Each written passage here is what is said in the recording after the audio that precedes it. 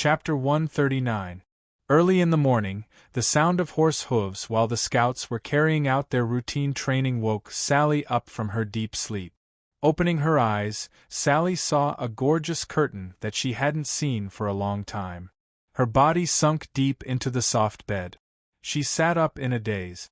The headache after the hangover made her not notice that the pajamas on her shoulders had fallen down along her smooth skin. Her fair skin looked a little dazzling in the sunshine from the balcony. Rubbing her messy platinum hair, Sally frowned slightly. Her consciousness was still a little confused. After a few minutes, memories gradually emerged in her mind: the speech in the square, the assassination, killing Francis, her father's recovery, the lunch, the dinner party, and the agreement between Roddy and herself. One by one, images appeared in her mind. Sally finally remembered that she seemed to have talked with Roddy for a long time last night, and then drank a lot of wine, and then… She suddenly widened her eyes and found that the only scene she could remember was that she had drunk too much and directly fell into Roddy's arms. What happened after that? Sally suddenly shivered and immediately looked down at her body. She found that her body was almost naked under the pajamas.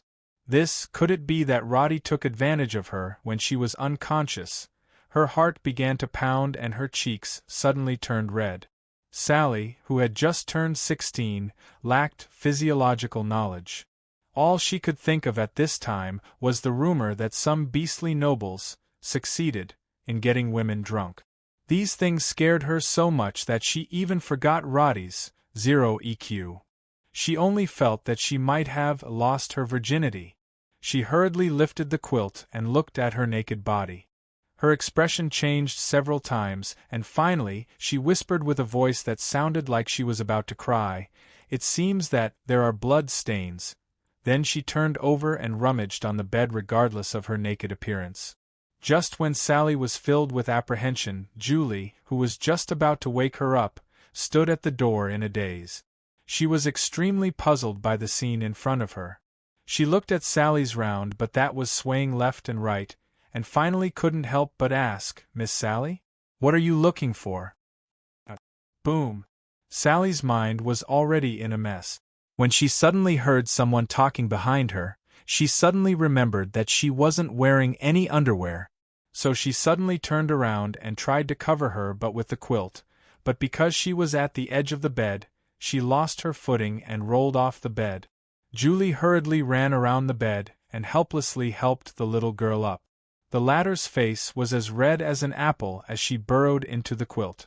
Then, she asked in an urgent but low voice, How did I come back last night?" "Come back?" Julie thought for a moment and replied, "Miss, you drank a lot of wine at the banquet and passed out in the end. If it wasn't for Captain Roddy supporting you, I'm afraid you would have knocked your head on the table." Sally's head suddenly buzzed. "It really was Roddy who sent me back, then he wouldn't. But then the captain also fainted." Speaking of this, Julie also wanted to laugh. Because it was the first time she saw a man who couldn't drink as much as Sally.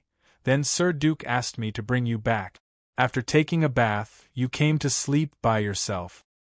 Hearing this, the big stone in Sally's heart finally fell to the ground. She took a big breath and then burst out laughing. It turned out that Roddy was also worse than her in some aspects. That little bit of wine was probably not enough for Uncle Titus to rinse his mouth, but this idiot directly fainted. Phew! She patted her chest and suddenly felt that the original panic in her heart was gradually replaced by some inexplicable excitement. Then, Sally found that she had a faint trace of expectation. When would the next time she would see him make a fool of himself? What an idiot! She scolded softly, but her tone was relaxed and a little coquettish. After getting up, Sally stretched her waist in front of the window. When she was about to wash up, she happened to see Roddy walking along the mansion path into the distance. If only I could see him every day. Just now, she was still scolding Roddy, but now such a thought popped up out of nowhere. Even Sally herself was shocked by this idea, but then she quickly thought of the word marriage, and suddenly her face became a little helpless. She twisted her fingers and counted the days left in Hollier City, secretly begging for time to pass more slowly. Compared with Sally, who was full of unreliable thoughts, Roddy, who was striding forward at this time, could be said to be in a completely different extreme. Looking down at the parchment, he was in a bad mood. Last night, he was drunk by Sally because he couldn't hold his liquor well. Although this kind of thing was a little embarrassing, it was after all an embarrassing thing after a meal. Naturally, Roddy would not be depressed because of this kind of thing. The reason why he was in a bad mood was because he had just interrogated Mir in the early hours of the morning. Enter the city on the 26th. Assassinate Angmar. Roddy frowned as he looked at the information recorded on the parchment.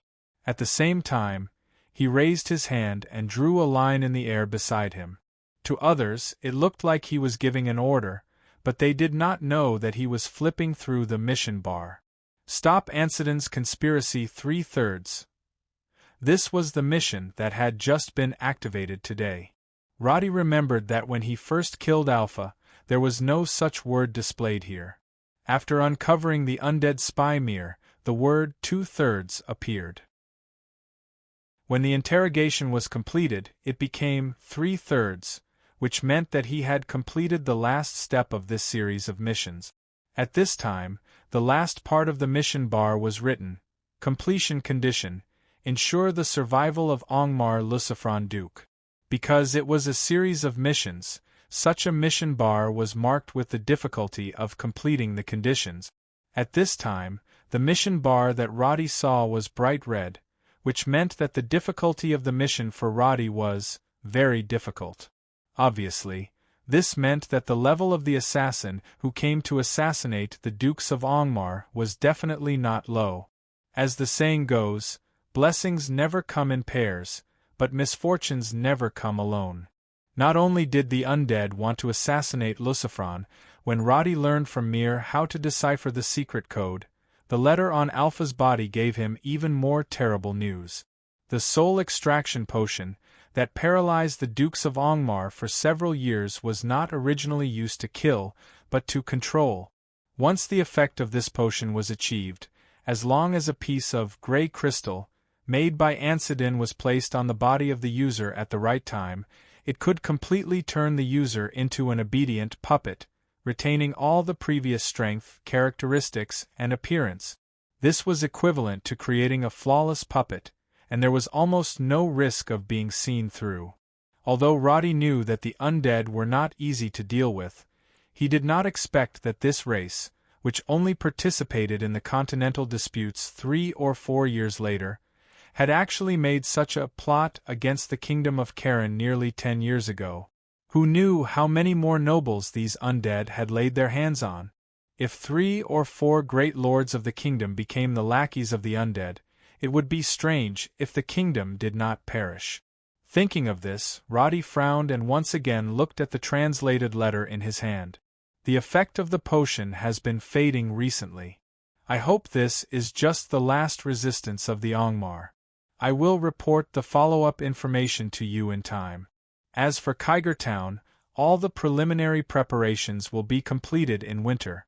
This was another thing that Alpha mentioned at the end of the letter. What kind of preparation was preliminary preparations? Roddy was very upset. The information in the letter was too vague, and he had no way to find any additional clues. He could not interrogate Mir to find out who Alpha's contact was. Obviously, Lord Ansidon did not directly connect the information network in order to conceal himself, but adopted the safest single-line mode. Roddy felt as if he had touched something, but he could only vaguely see the most inconspicuous corner of the undead's huge conspiracy. Kyger Town is quite close to the Silent Forest. I can only look for clues when the time comes. Thinking of these things, Roddy hurried to the edge of the horse field and looked at the scouts in the distance who had almost completed their training. He greeted Titus and Wellington, who were watching the training with great interest. His gaze shifted and saw the smiling Dukes of Angmar looking at him with his hands behind his back. Lord Duke. He gave a military salute and stepped forward. Just as he was about to say something about the undead, he saw Angmar looking into the distance with his hands behind his back, and said abruptly, "A barren title, enough equipment and a sum of money, and let these soldiers follow you. You can choose any territory you want. What do you think?" Roddy was thinking about how to come up with the next anti-assassination plan and how to profit from it. For a moment, he did not understand what Duke was talking about. After being stunned for a few seconds, he realized that this was all a reward for him from Duke. His expression was stunned for a moment, but he coughed twice and replied, "Lord Duke, those are all secondary. There are some things I need to report to you immediately, and it's best to contact the Rose Cross side." Rose Cross? Angmar raised his eyebrows in surprise, but he thought that Roddy was not interested in the conditions he offered. He immediately raised his eyebrows and said with dissatisfaction, "What? Rubens is trying to rope you into the church? I don't think that's a wise idea." Roddy did not know whether to laugh or cry. He quickly waved the parchment in his hand, and then began to talk about the plan of the undead in a low voice. As he spoke, the originally calm expression of the Dukes of Angmar gradually became serious. In the end, there was even a hint of anger that could not be concealed. He waved his hand to signal Titus and Wellington to come over and said something in a low voice. His palm, which had already loosened a little, suddenly lifted up, and with a resolute and decisive tone, he chopped down in the void. Chapter 140. The 24th of September afternoon. In the parlor of the ducal palace, a huge map of Hollier City was placed in the middle of a long table. The afternoon sun shone through the glass into the hall, but the room was not warm at all due to the stagnant atmosphere. The discussion of the three people at the table was intermittent. Two of the voices sounded old, while the other was ridiculously young. If one were to reveal the identity of these people, the scene would seem a little out of place.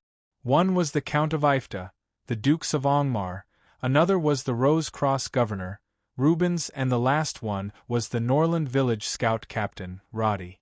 This is really unexpected. If it was an ordinary assassin, I'm afraid I wouldn't care. But since it's the revenge of the undead, I've decided to ask Sir Rubens to help me. The one who spoke was the Dukes of Angmar. His gaze swept across the map in front of him and stopped at the governor beside him. "I wonder what Sir Rubens thinks. Fighting against the undead is one of the doctrines of the Rose Cross, so we're more than happy to help." The governor's answer was very clear. He said this because the Rose Cross clearly advocated the purification of the undead. The assistance in battle that Angmar mentioned was actually a friendly relationship in political terms, which was the friendly cooperation between the Lucifron family and the Rose Cross. To Rubens, it could not only earn merits within the church, but also promote the church to the outside world. It was also an ambush with a high chance of success, so he naturally had no reason to reject such a good thing. "We have the same opinion, so the next step will be easy.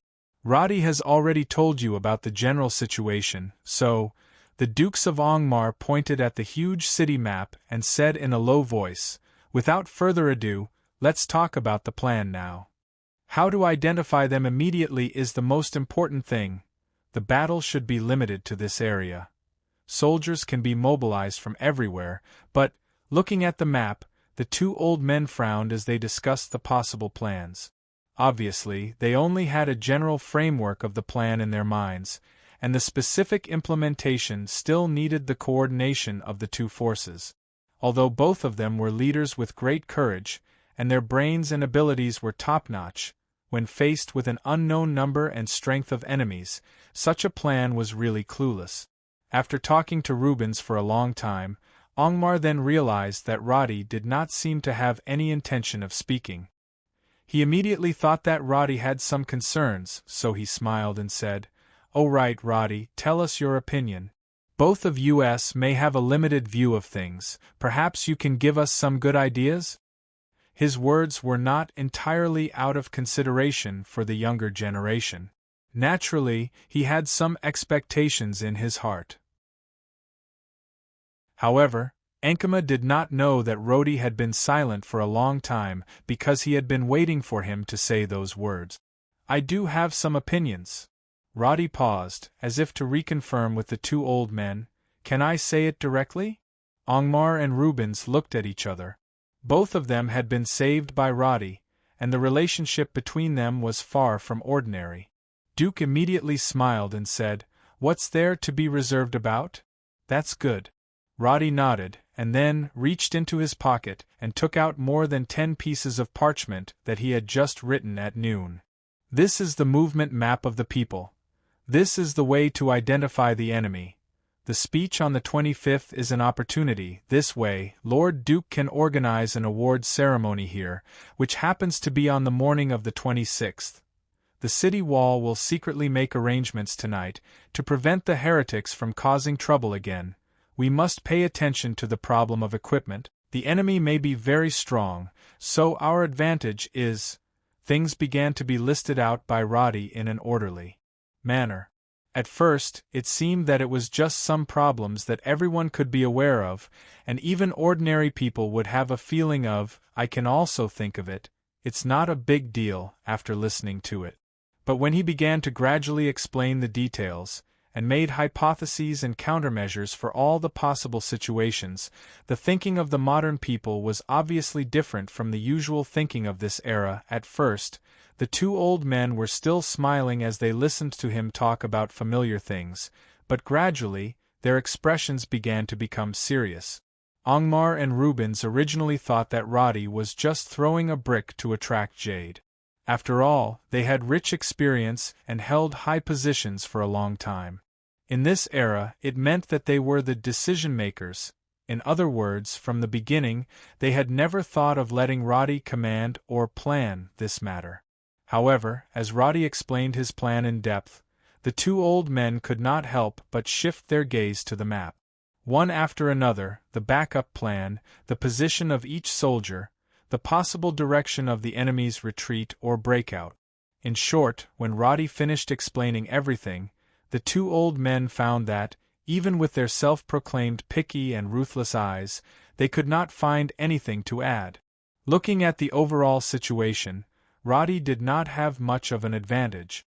But in this kind of localized battle or dungeon-type battle, Roddy's experience was undoubtedly richer than anyone else's. Practical, no empty talk, no unreliable assumptions. All the plans were open and aboveboard. Speaking of which, Roddy's players' thinking at this time, to a certain extent, was in line with the correct military strategy of this era, causing the two old men to have a deeper view of him. This was the first time Roddy showed his talent in front of them other than combat. Such a detailed explanation and planning left the two old men speechless for a long time. First, they were puzzled, then curious, then enlightened, and finally sighed. Now, it seems that my previous worries were a little unnecessary. Dukes of Angmar slowly exhaled, but suddenly, he had a feeling of seeing the prey. He simply changed the topic and said, Last time, I said that I would give you a baron, but after thinking about it, I feel that it seems more suitable for you to stay by my side. Roddy, have you considered? Such words indicated that he wanted to cultivate Roddy. Rubens could not help but interrupt with a helpless expression. Dukes of Angmar, it's not too late to talk about this after everything is over. But when he turned his head, he looked at Roddy and said, Today, I'm going to bring Sister Sally back to the monastery. In order to reward Captain Roddy for your contribution and help to Rosecross, I have a scroll with me. Perhaps it should be a token of appreciation for saving my life. Listening to these words, Roddy's expression was reserved and polite, but he finally breathed a sigh of relief in his heart. A piece of information and a plan in exchange for the trust of two forces. This transaction is worth it. On the evening of the 24th of September, many notices were put up in Hullier City. There were three main points. The first was to announce that Rose Cross would once again hold a speech in the city on the 25th. At the same time, there were also various wanted posters for the members of Viper Cross. The second was that Dukes of Angmar announced that he would be holding a ceremony to confer nobility on the 26th. The third was to add on, which was that on the 24th, 25th, and 26th, Duke decided to only open the west gate during the day, and close all the gates at night, and implement a citywide curfew. After such an announcement was made, the usually peaceful city walls began to have batches of soldiers running past. They carried all kinds of military equipment in their hands, and even large crossbows that had not been strung for a long time were smeared with grease and assembled. The soldiers solemnly prepared the city defense equipment. Torches illuminated the city walls, and the city gates were closed when the sun set. Soon after, patrols began to patrol the main roads in the city. When one stood at the west gate and looked down, all the nearby streets could be seen at a glance. When the sky was completely dark, a carriage passed by this street. The wolf emblem on the luxurious carriage represented the identity of the Lucifron family. If one looked closely, one would see that the person sitting outside the carriage was the scout Ruger, and the ones inside the carriage were Roddy and Sodeler. In the afternoon, Roddy followed Rubens to the monastery, and only after dinner did he return to the ducal palace with his two strongest subordinates. Inside the carriage, Sodeler was chatting with Roddy. "Right, what scroll did the governor give you today?" He said. "It's something precious. It seems to be something that can improve people's strength in a short time?" He didn't explain the specific effect. Roddy casually took out a scroll with complicated patterns from his pocket and waved it. He then changed the topic and asked, "Right, have you made contact with Knight Wellington? According to what you said, I asked him to spar with Knight Titus a few times." Sodeler sighed as he spoke, looking helpless. "The gap is too big. I feel like I can't learn anything, and I was beaten like a dog. That's normal." Roddy smiled and chatted with him for a while, then looked out of the window. Although his face was expressionless, his eyes revealed some unconcealable excitement and agitation. All of this was because of the scroll he casually took out. In a place where Sodeler could not see, the purple words, Moloch's Blessing, were now displayed in front of Roddy. He did not expect Rubens to give such a generous reward. Obviously, Roddy underestimated the governor's decisiveness and the wealth of the Rose Cross. He knew the name Moloch. He was the one who had almost reached the peak of magic in the Rose Cross. During the 595 war, he broke through to advanced level 60. He was also one of the few powerful mages recognized by the world as a demigod. Within the church, the Pope, who had the highest status, wore a golden and white robe, followed by the Cardinal, who wore a red robe. Although Moloch did not hold any actual position, he was the only clergyman qualified to wear a golden and red robe. His status was similar to that of a guardian. He was usually isolated from the world, and his strength and reputation were all respected. At this moment, the scroll in Roddy's hand was obviously from the hands of this peerless master. Moloch's Blessing requirement: possess an advanced profession. Consumption: none. Effect: immediately increase basic level by 10, advanced profession level by 15, and obtain all skills of the current level. Effect: all attributes increased by 100%. Effect: obtain Moloch's Blessing, permanently increase the reputation of the Rose Cross by 1,000 points. Duration: 60 seconds. Chapter 141. In Earth Splitter, Roddy had used many similar buff scrolls, but even when he was a level 59 ranger in year 597, the highest level scroll he had used was only a blue superior Lion King's strength. The effect of that scroll was to increase strength by 220, constitution by 180, and last for 60 minutes. From this, one could see why the effect of Moloch's Blessing was so overpowered. Most scrolls had a duration of 15 to 60 minutes, but this scroll only lasted for 60 seconds. If it had a duration of 5 minutes, it would probably have become an orange legendary level scroll. However, even though this item was powerful in terms of practicality, it did not break the balance of the game.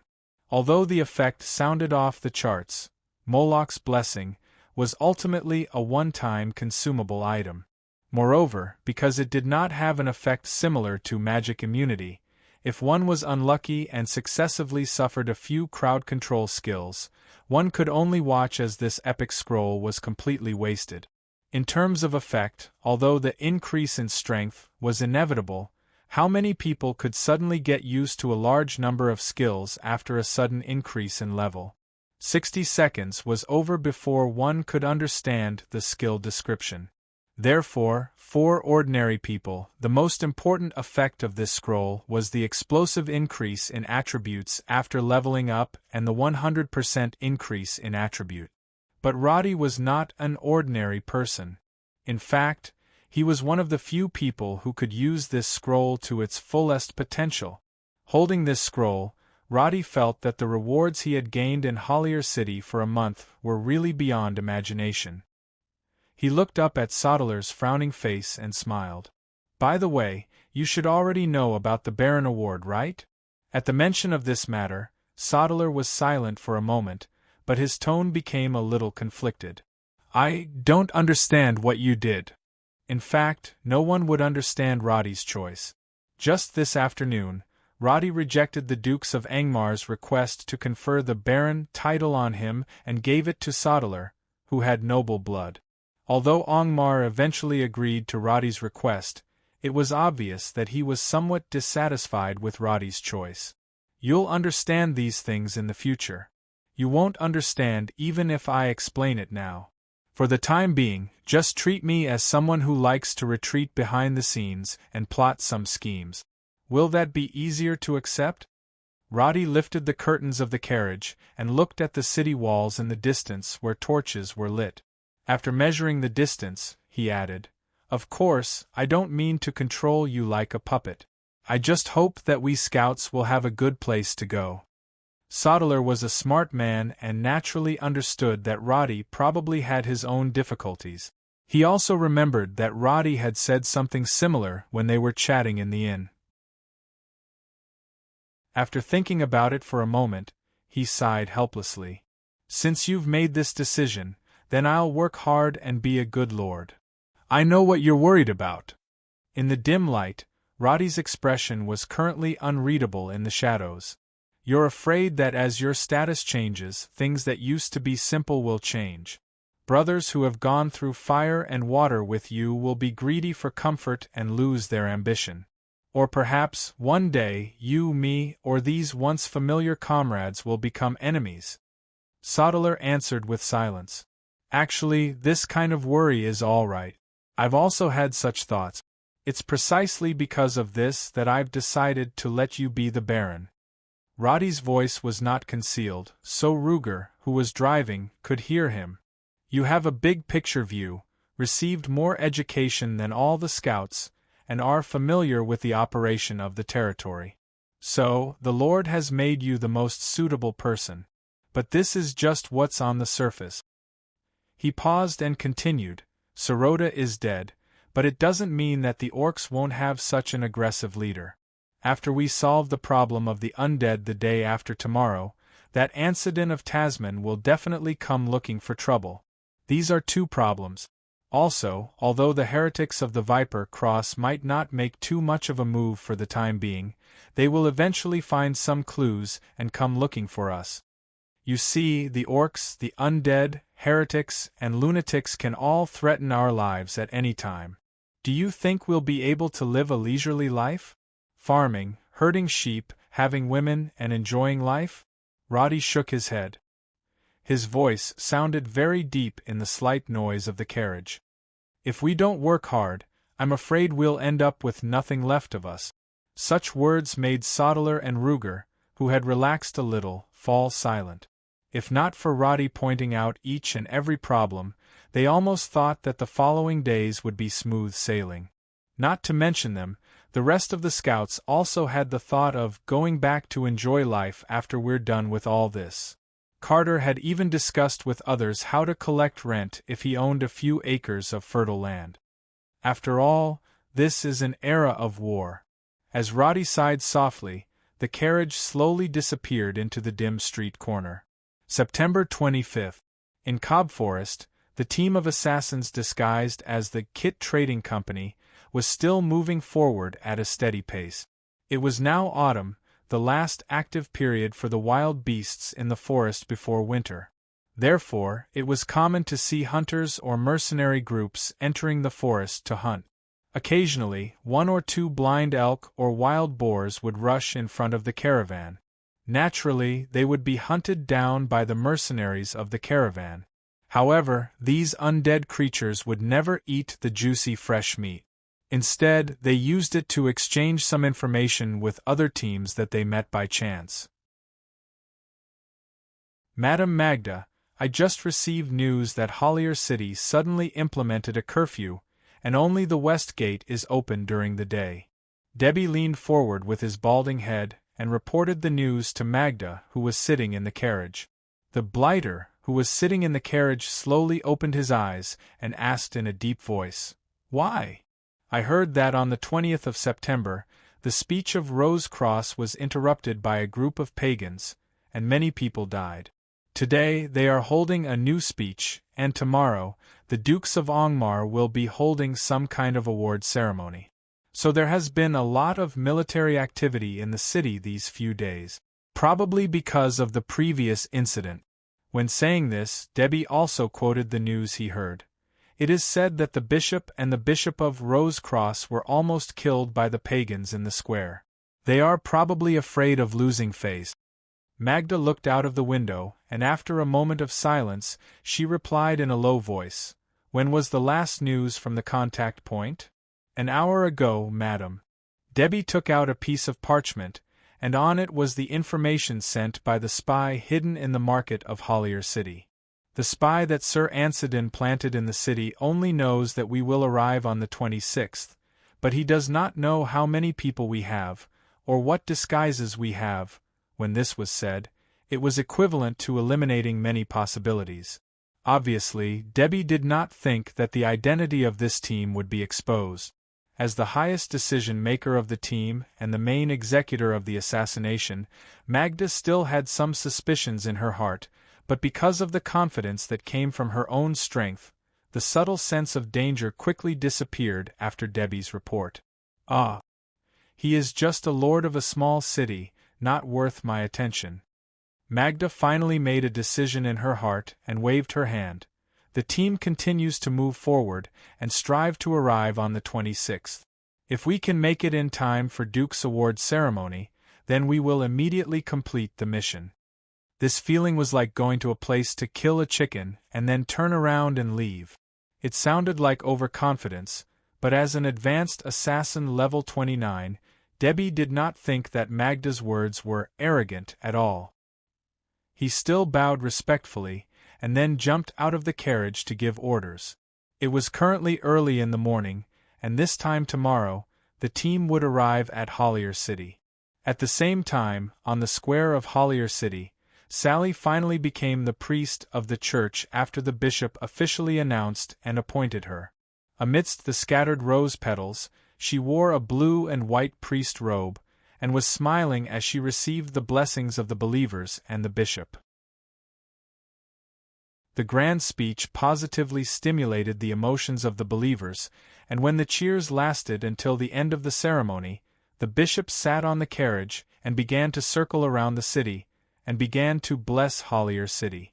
Thousands of believers followed behind the carriage, and when the procession passed through the wide main road, the gorgeous carriage, the mighty guard of honor, and the devout believers formed a unique picture of this era. The thick scent of roses floated on the road, and the panic brought about by the Viper Cross was gradually calming down. Not long after the Viceroy's carriage left, the Duke's Mansion's convoy, led by Titus and Knight Wellington, also appeared on the road in the city. However, they did not follow the Viceroy's convoy. Instead, they turned onto the road to the West City Gate. The heavy carriage moved steadily on the main road, and within the carriage, the red wine in the goblet was rippling, reflecting the face of Roddy who sat opposite Duke. The matter with Sally has come to a conclusion. I am much more at ease now. The Duke's of Angmar's voice was not loud, but there was a hint of loneliness in his tone. Perhaps it was because he had recalled the past, or perhaps it was because of the impending parting, but the old man did not deliberately conceal his emotions in front of Roddy. As he looked out of the window, he gently swirled his wine-glass and then asked, "By the way, in tomorrow's plan, a group of people and a team of carriages were prepared for me at the North Gate?" "Yes, Lord Duke. That is the last resort." Roddy raised his gaze slightly and said bluntly, "If the worst happens, we naturally have to arrange for you to leave this place. The road from the Ducal Palace to the North Gate is the smoothest. After passing through the North Gate, if everything goes smoothly, we can reach Boral Fortress within a day." When these words were spoken frankly, Angmar raised his wine glass and savored the soft taste of the wine in it. As he drank, some of the emotions in Duke's eyes flickered, but it was not seen by Roddy. "When I was at war in the past, I never thought about which way I would escape." After putting down his wine glass, Angmar smiled, but there was no ridicule in his words. "It is a shame for a lord to leave his capital city. What if I choose to refuse? Then I can only say that, the current you will not choose to refuse. To be able to sit in the same carriage as Duke, this kind of identity was enough to show that Angmar valued Roddy. Although there was a big difference in age between the two, their current conversation did not seem to have much difference in status. Roddy's answer was a little casual, but like his archery skills, every sentence hit the nail on the head. "I am not denying that there is anything wrong with A Glorious Death, but the current Sally is still unable to support the territory of Ifta. So if you are really faced with a choice between life and death, I don't know what will happen in the future, but now you will definitely not refuse the chance to live." This was a statement without any questioning tone. After listening to this, Angmar smiled and sighed, silently admitting that Roddy's words were indeed on point. But then he pointed at the parchment in Roddy's hand and asked, "I have always been a little puzzled. Why does the core of this plan not revolve around you? Your strength. This battle is not something I can participate in with my level. If I want to lead the battle, I am afraid I will only add to the chaos." Roddy shook his head. "Under the situation where the number of enemies and strength are unknown, the current plan can only guarantee the greatest adaptability. Whether it will succeed or fail, the variables are not something I can predict at all. So all I can do is to prepare everything and do my best. If it succeeds, everyone will be happy. If it fails, I can guarantee that the Lucifron family can rise again at any time." After listening to this, Angmar nodded approvingly. He drank the red wine in one gulp and said softly, "Good."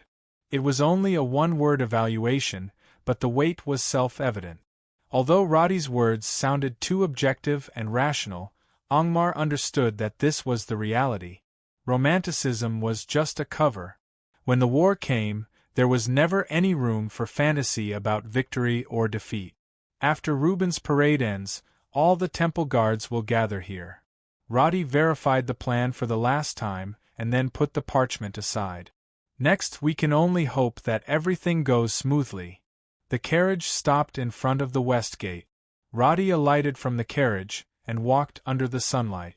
Only then could one see that he was wearing the City Defense Team military uniform, and there was an emblem representing Squad Leader on his chest. He was holding a short bow, and the machete on his waist was replaced with a standard longsword. Under the military uniform, he was wearing the Hunter's set. The ring that was extremely lethal to the undead was worn on his finger, and the scroll, Moloch's Blessing, was placed in his pocket. Just like before every mission, Roddy checked all the skill bars and experience bars. He waved his hand to close the list and opened the Surrounding People status bars and Surrounding Items status bars. His gaze swept across the densely packed words that appeared around him. He took a deep breath and turned around to give the Dukes of Angmar "everything is normal" gesture. After that, he walked to the tax collection office outside the West Gate and replaced the soldier who was in charge of tax collection and registration. He leaned against the stone wall and waited silently.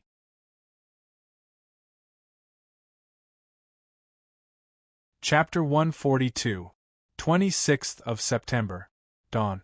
The Kit Trading Company's convoy slowly drove out of Cobb Forest. The 4 carriages maintained their original formation. The mercenaries and undead dressed as servants looked at the city walls of Hollier that looked like a giant beast crawling in the distance. Their relaxed expressions gradually became serious. Derby's bald head was very obvious in the dim light. He was running back and forth, constantly receiving information from the scouts. Even though he acted lowly in front of Magda, it didn't mean that he was just a simple lackey. In fact, if Magda didn't participate in the mission under Ansiden's request, this powerful assassin would have enough strength to assassinate Angmar.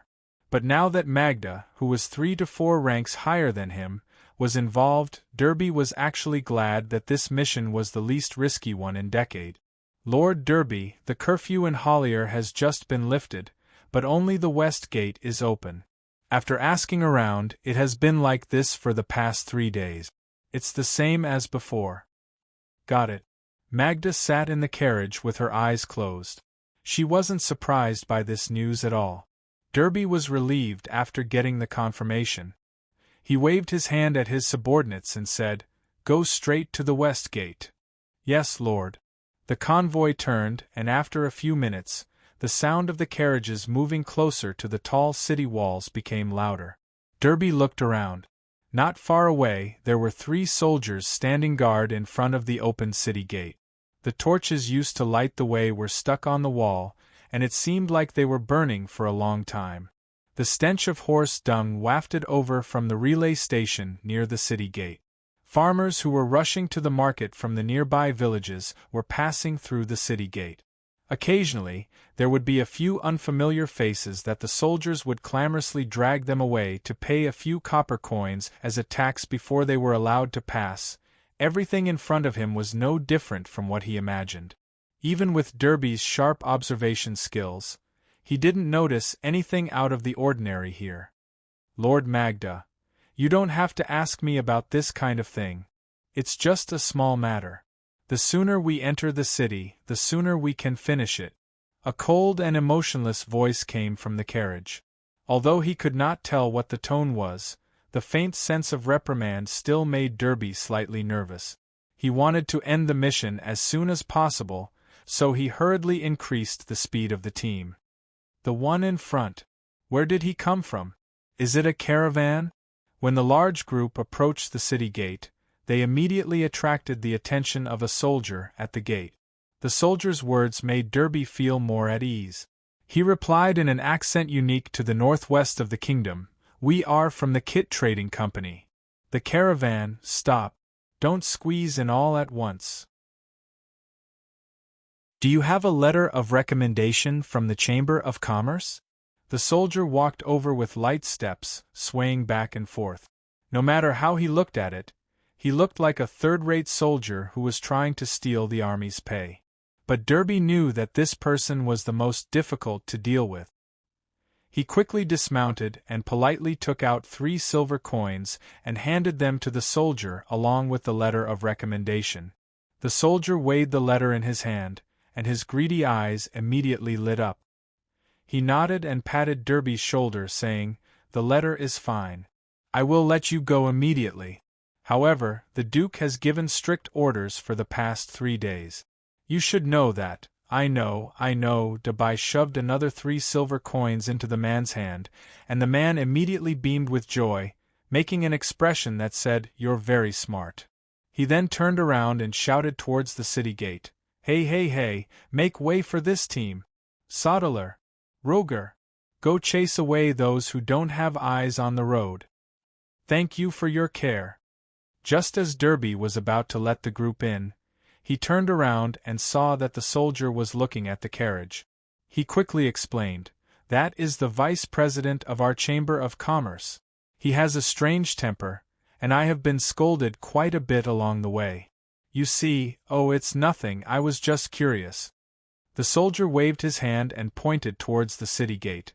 "That's right, there is an award ceremony for the Lord today. The army has cordoned off some of the streets, and some of the roads are impassable.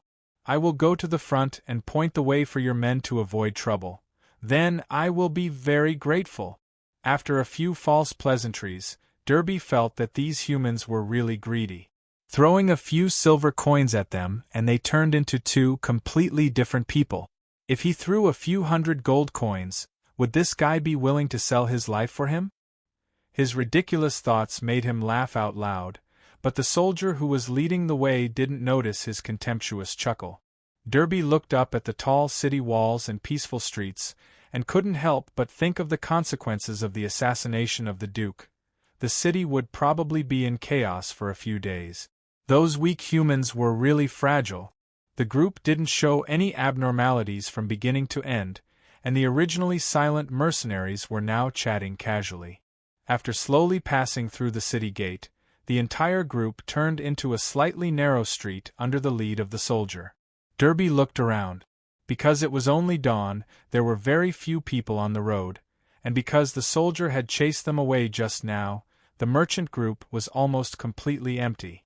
The windows and doors of the houses on both sides were tightly shut, and only the guy leading the way and his two other companions, Sodeler and Ruger, were in his field of vision. With Derby's sharp hearing, he could vaguely hear the sound of many hooves and footsteps in the distance. But the guy in front also said that it was Duke's preparation for the award ceremony, and it had nothing to do with him at all. Derby, who had been led astray by his habitual thinking, would never have thought that everything was just a facade created by the soldier in front of him. Roddy looked back at the group behind him. The names above their heads were all orange-red, and the leader's was even bright red. So from the moment they appeared, Roddy was basically sure that they were undead assassins. When unprepared, it would be difficult for a human to detect a camouflaged revenant like Mir. However, if one were to look for them with suspicion, the camouflage was not completely flawless. Roddy, who had the sensitive environment combat mode, had already confirmed after a few minutes of monitoring that the people in front of him were not breathing at all. After roughly calculating the levels and numbers of these people, Roddy smiled and chatted with the mercenaries in front of him. However, his feet did not stop for even a moment as he led them to the prepared path. He glanced at Sodeler and Lu Gu in the distance, who had a slightly stern expression. He quietly made a confirming identity gesture and then stopped walking. "Everyone, just continue forward. I will lead the way here." "Thank you very much." Derby smiled and greeted Roddy, and then continued forward with the group. Roddy swaggered past the group, and then jogged into the distance and shouted, go back, see if there's any tax evasion. Lord Duke's orders can't be neglected." To the bystanders, this was a very natural sentence, but Sodeler, who was 100 meters away, immediately picked up the bow beside him, knocked an arrow, and shot it into the sky. A sharp whistle immediately resounded in the deserted street, causing Derby and the caravan to turn their heads. "What's going on?" Derby, who was riding on his horse, didn't understand what this meant. But in the next moment, the sudden sound of footsteps made him feel that something was wrong. Coincidentally, at this moment, the mercenary in front of the group looked at the road after a turn and suddenly shouted, "My lord! In front of us is a dead end." "What did you say?" Derby suddenly pulled the reins, and then heard a muffled sound in the distance. He turned his head and saw that the West City Gate had actually closed. Not good. He immediately cursed and jumped off his horse. At the same time, the originally closed doors and windows suddenly opened, and at least 50 short bows were knocked and aimed at his group. "Fire!" Damn! He only had time to jump off his horse, and then he heard the whooshing sound of a large number of arrows whizzing past his ears. The sound of bodies, wooden carriages, and stone roads being hit by metal arrows suddenly rang out.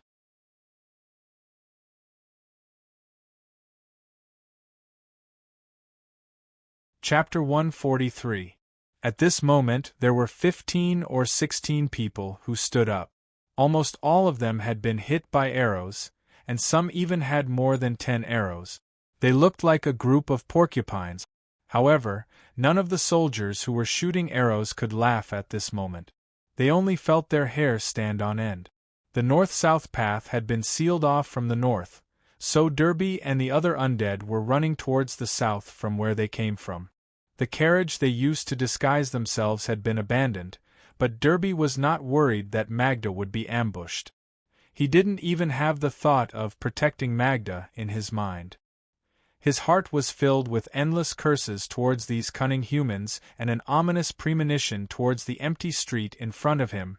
"Pay attention to your defense," he shouted again. With a flip of his hands, he silently grabbed 2 short daggers. At the same time, his body suddenly pounced forward.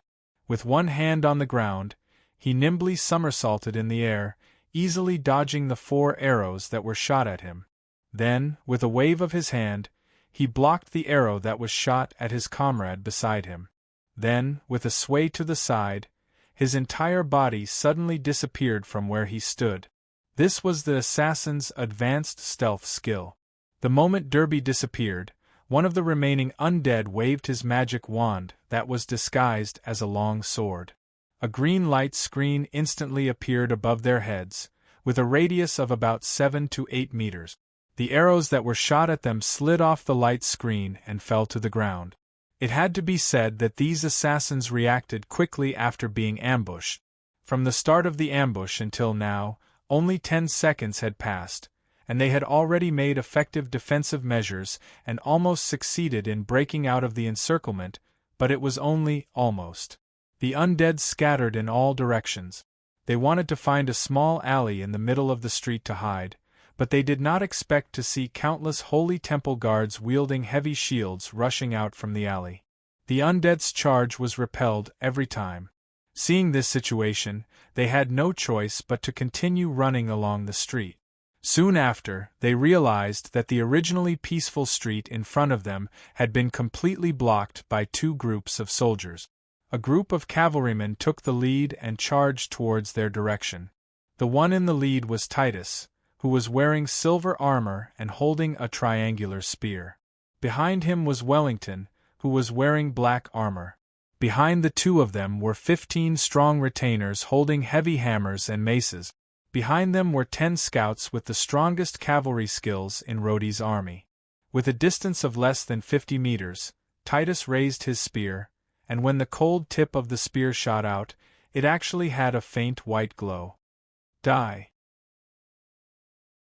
A loud shout resounded through the entire street, almost covering the sound of the horses' hooves. The tip of the spear drew 3 to 4 shadows in the air, and directly hit the undead that were trying to dodge. Some of them were hit in the head, and their skulls immediately exploded from the inside. Some of them were hit in the chest, and their bodies exploded into pieces on the spot. Even if the spear that was glowing with a white glow touched the arm, half of the undead's body would be blown away by the inexplicable explosion. This was the first time Knight Titus used his full strength, and the impact he displayed was far stronger than the one he displayed in the city square a few days ago. Knight Wellington, who was behind him, did not use a heavy cavalry spear. He only held a heavy longsword in his hand and waved it left and right. Compared to ordinary cavalrymen, there was not much difference. However, if one looked closely at his movements, one could see that his longsword seemed to be dragging along a blurry shadow. Every time he hit an enemy, the sound of the longsword colliding with the enemy's body would be heard twice. The retainers at the back who were using heavy weapons were equally powerful. Giant axes, mace, and long-handled war hammers were swung at the undead with the speed of the warhorses, making cracking sounds similar to when a coconut was smashed into pieces. So much so that Sodeler and the others who were following behind almost had no targets to attack. The sounds of collision, slashing, and hooves mixed together. The cavalrymen whizzed past like plowing the ground, crushing the undead that were dressed as mercenaries without any suspense. But this was not the end. A few undead that were lucky enough to survive dragged their broken bodies and staggered out of the square. Then, they bumped into more than 200 temple guards who came after them. Looking at the heavy armor of these soldiers, the half-metal tower shields in their hands, and the overwhelming long spears, the undead finally realized their situation. They were completely surrounded. 27 cavalrymen rushed to the end of the road and turned their horses around. They began to surround the temple guards. The doors of the houses on both sides of the street opened one by one, and the soldiers wielding heavy shields and short swords stepped out, completely blocking the undead's escape route.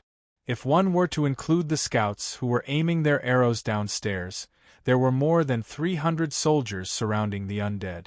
The surrounding streets had been cleared, and there were even 5 to 6 mobile cavalry patrolling teams ready to kill the undead that slipped through the net at any time.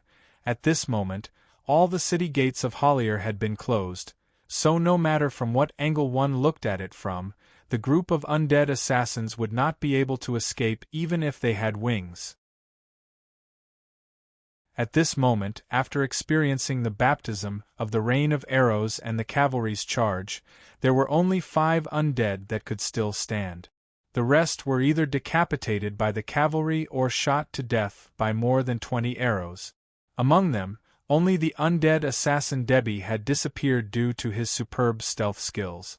As for Magda, the carriage he was in had more than 10 arrows nailed to it, but there seemed to be no movement in the carriage at all. The 200 soldiers surrounding the undead held their shields and forced the remaining undead to the front of the carriage. During this process, Roddy, who had already taken up his short bow and participated in the battle, had used a few accurate arrows to pierce through the heads of 2 undead. Looking at the situation in front of him, the stone in his heart had basically been lifted off his shoulders. Turning his head to look at Rubens, who was protected by layers of temple guards, Roddy made a continue gesture, and then leaped onto a high platform that had been prepared in advance, the arrow in his hand already nocked. A few meters away, Rubens raised his hand and released the divine spell, Eye of Truth, and then waved the scepter in his hand, and a golden light instantly struck the wall of the second floor of a residential building. Debbie, who originally wanted to use the stealth skill to escape, was immediately exposed because of this attack, and Roddy's arrow almost at the same time. When Debbie gritted his teeth and was about to curse, the arrow had already arrived in front of him. Although Roddy's level could not be compared to Debbie, who was a powerful level 28 assassin, but the difference in strength was not something that could be summed up with words. Just like how Debbie could not use his eyes to block the arrow, he could only use his hands to do a backflip to avoid the sharp attack, and the result of this was that he had completely fallen into the encirclement of the Temple Knight. Kill. On the other side, Rubens immediately gave the order without hesitation. The holy shield did not forget to protect the front of his body, and not far away, Benjamin, who had already prepared the holy binding spell, directly waved his hand, trapping Debbie's body on the spot.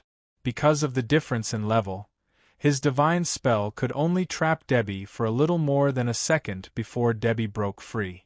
But this 1-second delay was enough for Titus and Wellington to close in on him. Because the surrounding terrain made it impossible for them to carry out a second charge, at this time, the 2 high-ranking knights immediately dismounted from their horses and began to engage in close combat. If it was a one-on-one battle, Debbie might be able to use his advantage in level and skills to defeat these 2 knights who had a wide range of attacks. But at this time on the battlefield, other than the 2 knights, there was also a bishop and 4 advanced priests surrounding him. From the looks of it, Debbie would definitely not be able to escape.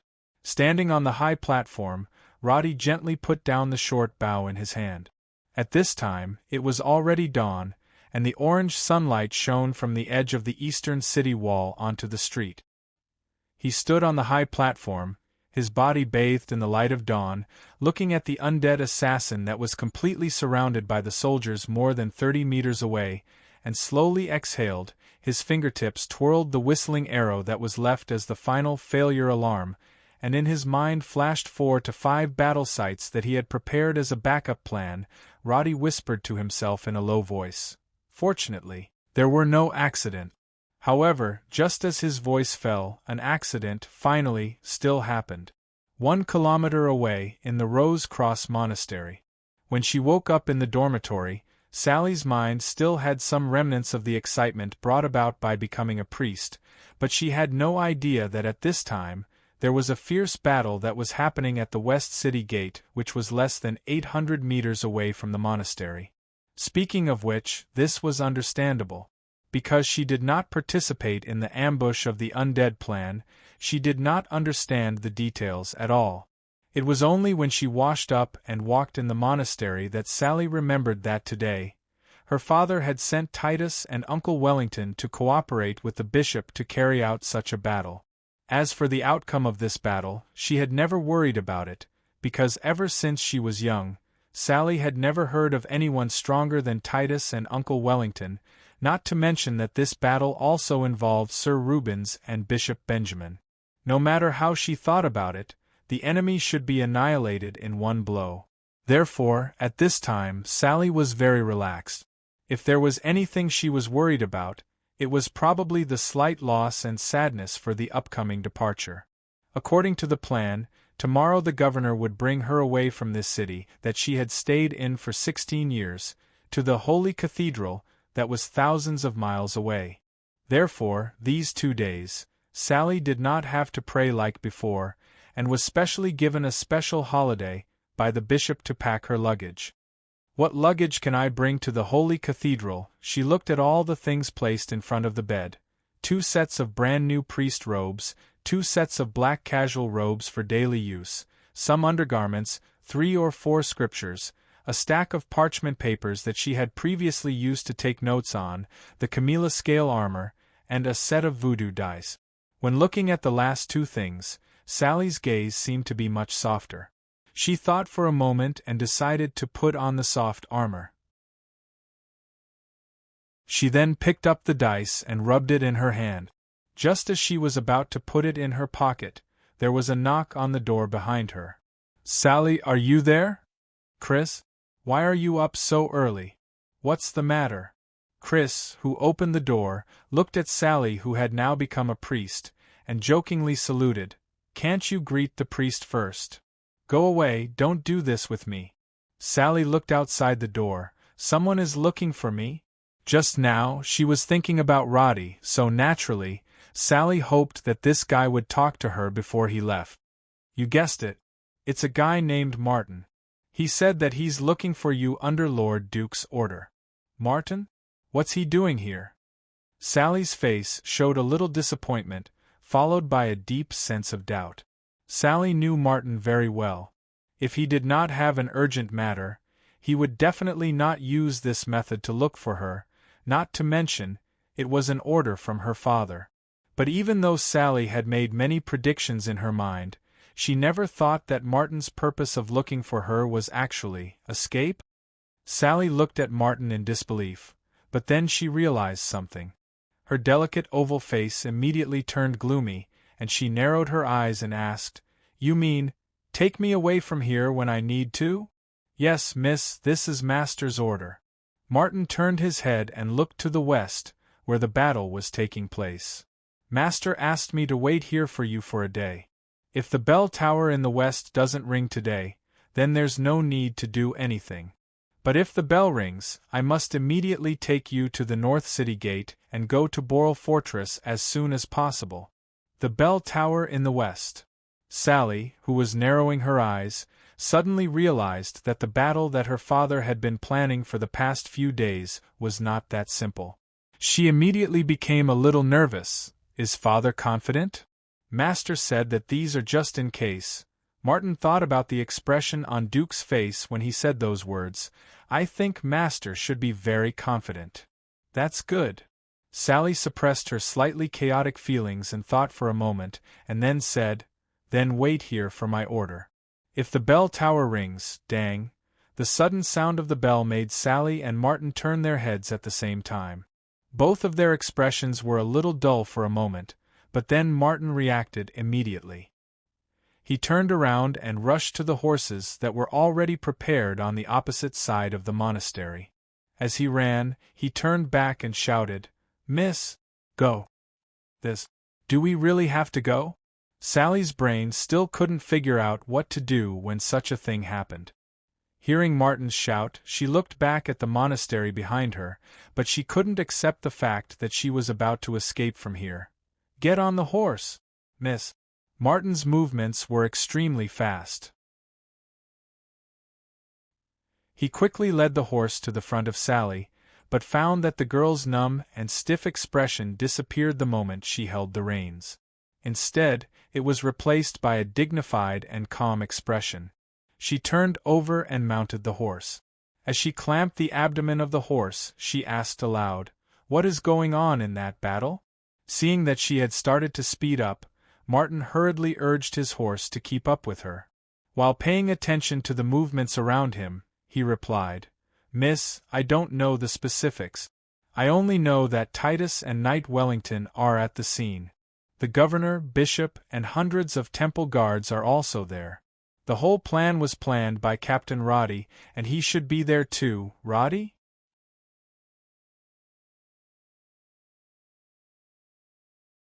Chapter 144. Back to 3 minutes ago.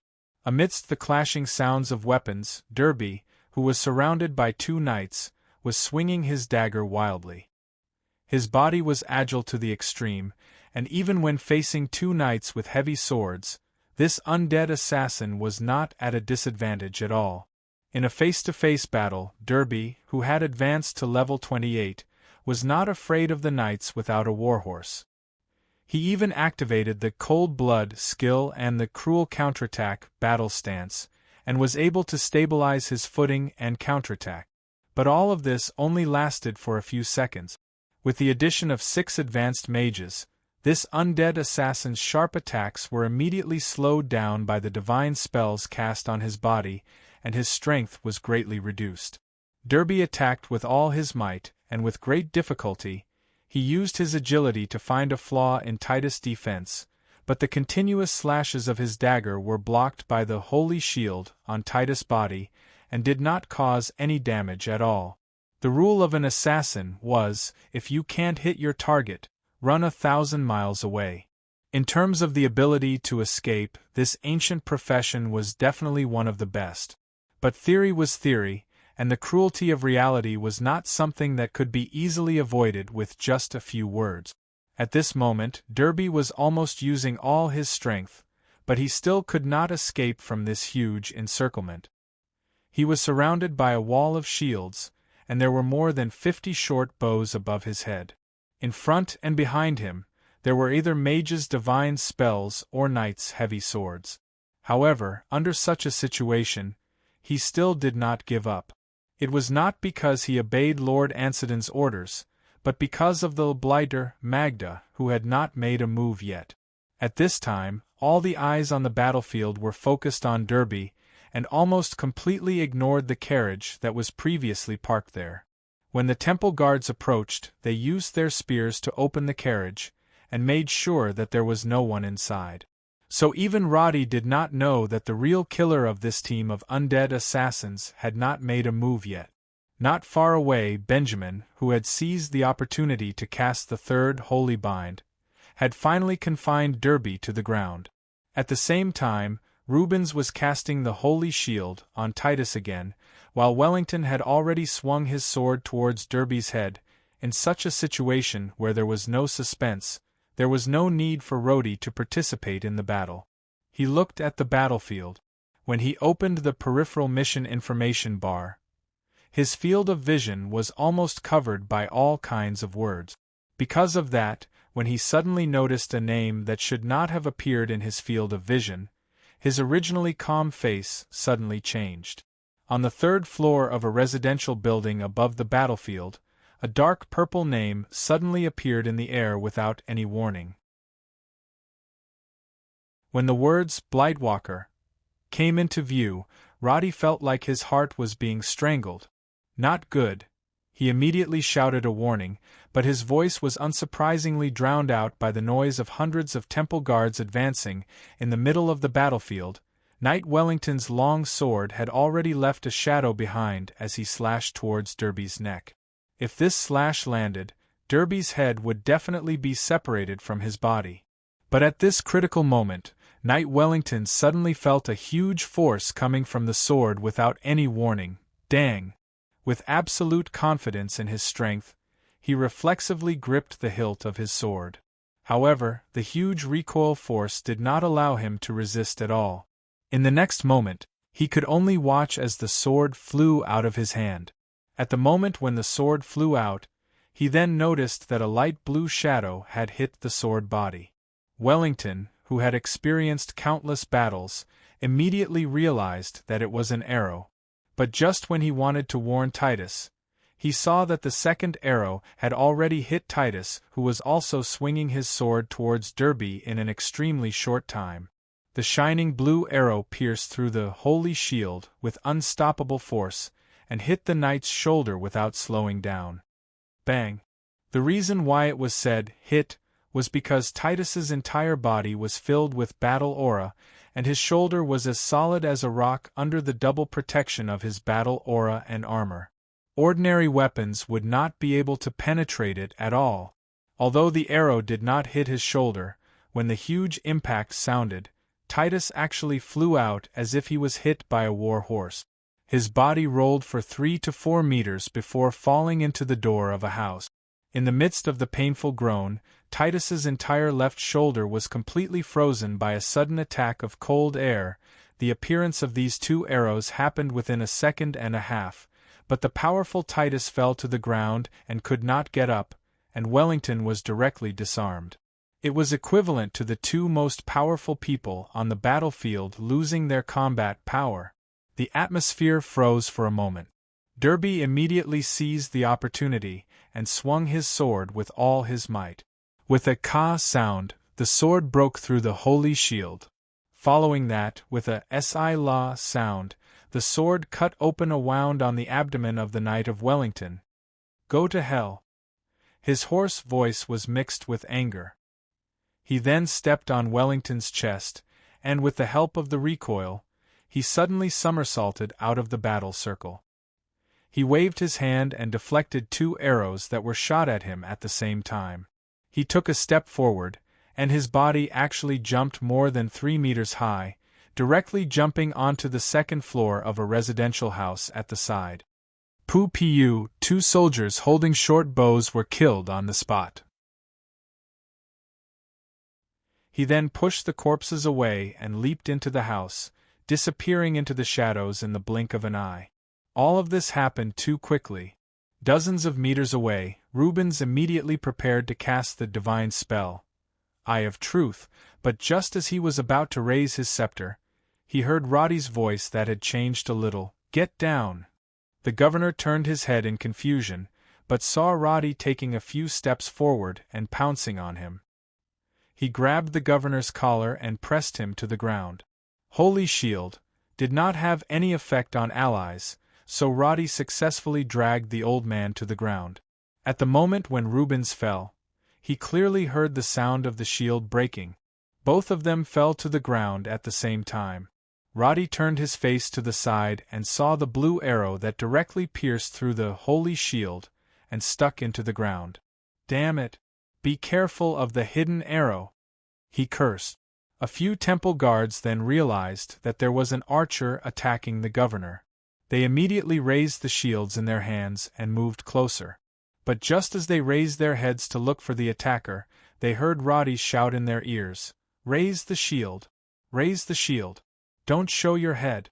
Quickly retreat into the house! Quick!" Just as he finished his sentence, a soldier who was holding a shield in front of Benjamin suddenly fell backwards. The heavy shield in his hand was pierced by an arrow, and the arrow actually pierced through the shield along with the soldier's arm, and even pierced into his abdomen. The soldier fell to the ground, but he did not expect his body to be frozen solid. With a crack, it completely broke from the waist down. The icy blue frost power almost instantly froze half of his body. The soldier watched helplessly as his body broke into two pieces. He screamed and tried to move his body, but the frost power continued to corrode his body and froze his entire body solid. He was completely turned into an ice sculpture. It's really AF *, King Blighter. Damn it. Why is this old monster here? Roddy watched the frozen temple guard die in front of him. He felt a chill run down his spine. Titus did not die from the arrow because he had the protection of his battle aura. But a level 15 temple guard was killed in one shot even with a shield. This kind of terrifying attack was not something a normal archer or ranger could have. That terrifying frost effect was the frost extension that a ranger could only obtain after reaching level 30. Combined with the title of Blighter, the name Magda immediately appeared in Roddy's mind. Before transmigrating to this world, as a level 59 ranger, Roddy knew this Dark Ranger, who was active in the Tasman Kingdom, very well. To a certain extent, Magda could even be counted as half of Roddy's idol. When Roddy first stepped into the field of PvP, he did a lot of shooting practice every day. He also searched for videos of famous rangers to study. Not only were there expert players, but there were also NPC experts like the Blighter. Combat habits, attack characteristics, and everything else, Roddy slowed down the videos to study.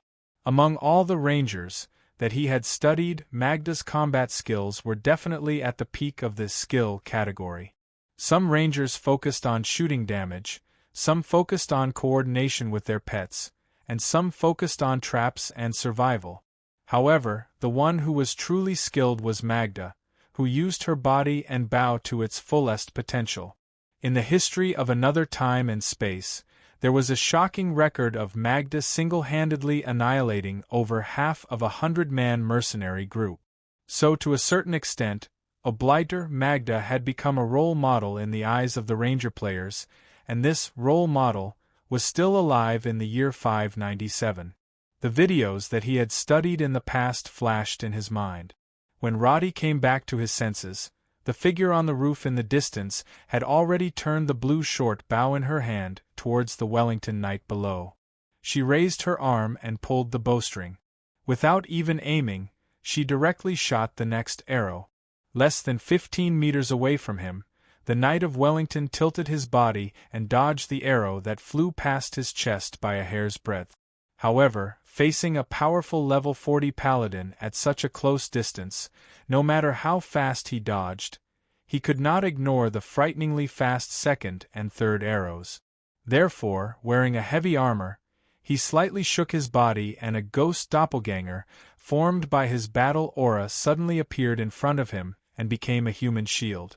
But before this ghost doppelganger could do anything, Magda's subsequent arrows had already completely destroyed it. Wellington, who hurriedly dodged, had already used this opportunity to rush to the bottom of a house. But Magda raised her hand and shot 3 arrows at the same time, directly blocking all his escape route. Obviously, this attack was the only fatal one among all his attacks. But just as the Wellington knight raised his arm helplessly and prepared to block the attack of the arrows, a figure rushed up from the side and leaped in front of him, blocking one of the long arrows with a dang sound. But the person who blocked the arrow directly fell to the ground and rolled a few times. Wellington took a closer look and saw that Sodeler's arm that was holding the shield was completely twisted into a strange angle and drooped down. But fortunately, because of the angle of impact, the arrow did not hit the shield, allowing Sodeler to escape the fate of being frozen into an ice sculpture. Wellington's reaction was extremely fast. He immediately rolled and grabbed Sodeler's other arm, preparing to drag him to the side of the house. But no matter how fast he was, such an action was simply turtle speed in Magda's eyes. He raised his short bow and could almost see the fate of the two of them being frozen into ice sculptures. But just as the long arrow was about to be released, His gray pupils suddenly shrank, and then his head fiercely moved backwards, whoosh! An arrow almost brushed past his cheek. Squinting his eyes, Magda's short bow suddenly turned around before she could finish leaning back. Her eyes turned and locked onto the figure who was holding the bow in the distance, and the arrow in her hand seemed to be shot at the same time as her gaze. This was a true, seeing the arrow and seeing the eye. There was not even the slightest delay when aiming.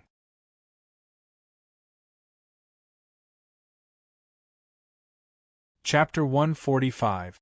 In Magda's vision, Wellington and Sodeler had already taken the opportunity to hide in a nearby house. Obviously, they knew that they could not fight against such a powerful ranger with their swords, so they wisely chose to hide. "Ah, you overestimate yourself." Although he said that, the situation in front of him made Magda a little angry.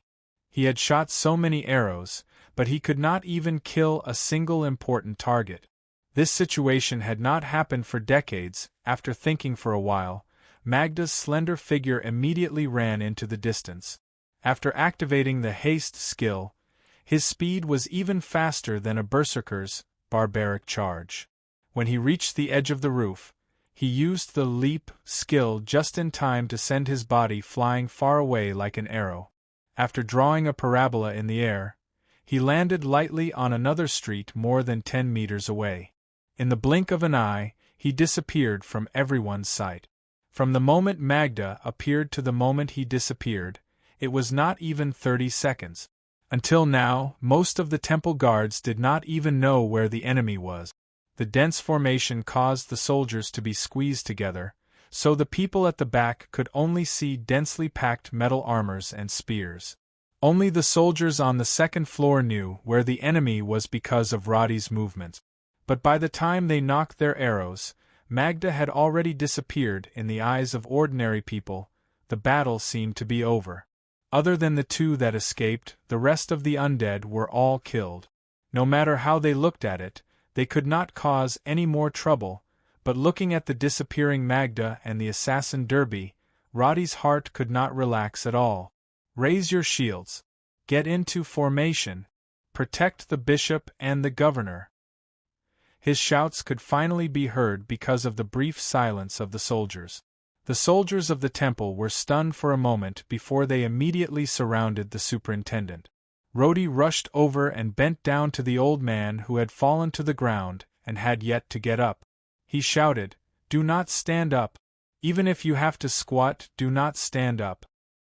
He pulled a shield from the soldier beside him and directly handed it to Rubens. With an unquestionable tone, he said, "Take this. This time we've met a tough one. That guy won't leave, he'll definitely come back soon. Pay attention to the assassin who disappeared. His target is either you or Benjamin." After saying this, Roddy raised his head and shouted at Benjamin, who was once again protected by the soldiers, "Get back into the house. At least 3 layers of defense, especially above our heads." As he spoke, the short bow in his hand was already knocked to the bowstring, and he ran towards the short wall at the side. With a scepter in one hand and a shield in the other, Rubens was a little stunned. He never thought that he would be ordered by such a junior. However, the resistance in his heart immediately disappeared after the experience just now. If Roddy hadn't pushed him down in time, he probably wouldn't have been able to withstand that arrow. Thinking about the holy shield, that was not much stronger than glass after being hit by the arrow, Rubens finally realized how strong the tough one that Roddy mentioned was. Even if Knight Titus slashed at it with his sword, this shield should not have been broken so easily. The old Rubens was not a stubborn old man who cared about his pride. The fact that he could put down his pride and apologize to Roddy back then showed that he understood the importance of this matter. So, he weighed the heavy shield in his hand. Without saying a word, he put his arm into the shield and raised it in front of his body with great effort. After that, he squatted down and gave orders to the soldiers beside him. With a wave of the scepter in his hand, he did not forget to replenish the holy shield around them. On the other side, Nehaman had also retreated to the interior of the house. He found a blind spot and crouched down in 3 layers of defense. The frozen corpses on the ground were extremely intimidating, so the temple guards were extremely tense. They raised their shields up high and looked around cautiously, afraid that another arrow would appear out of nowhere. The soldiers on the street were ordered to gather in formation. The archers on the 2nd floor immediately began to fight for the high ground on the roof. Everything was carried out according to Roddy's previous plan.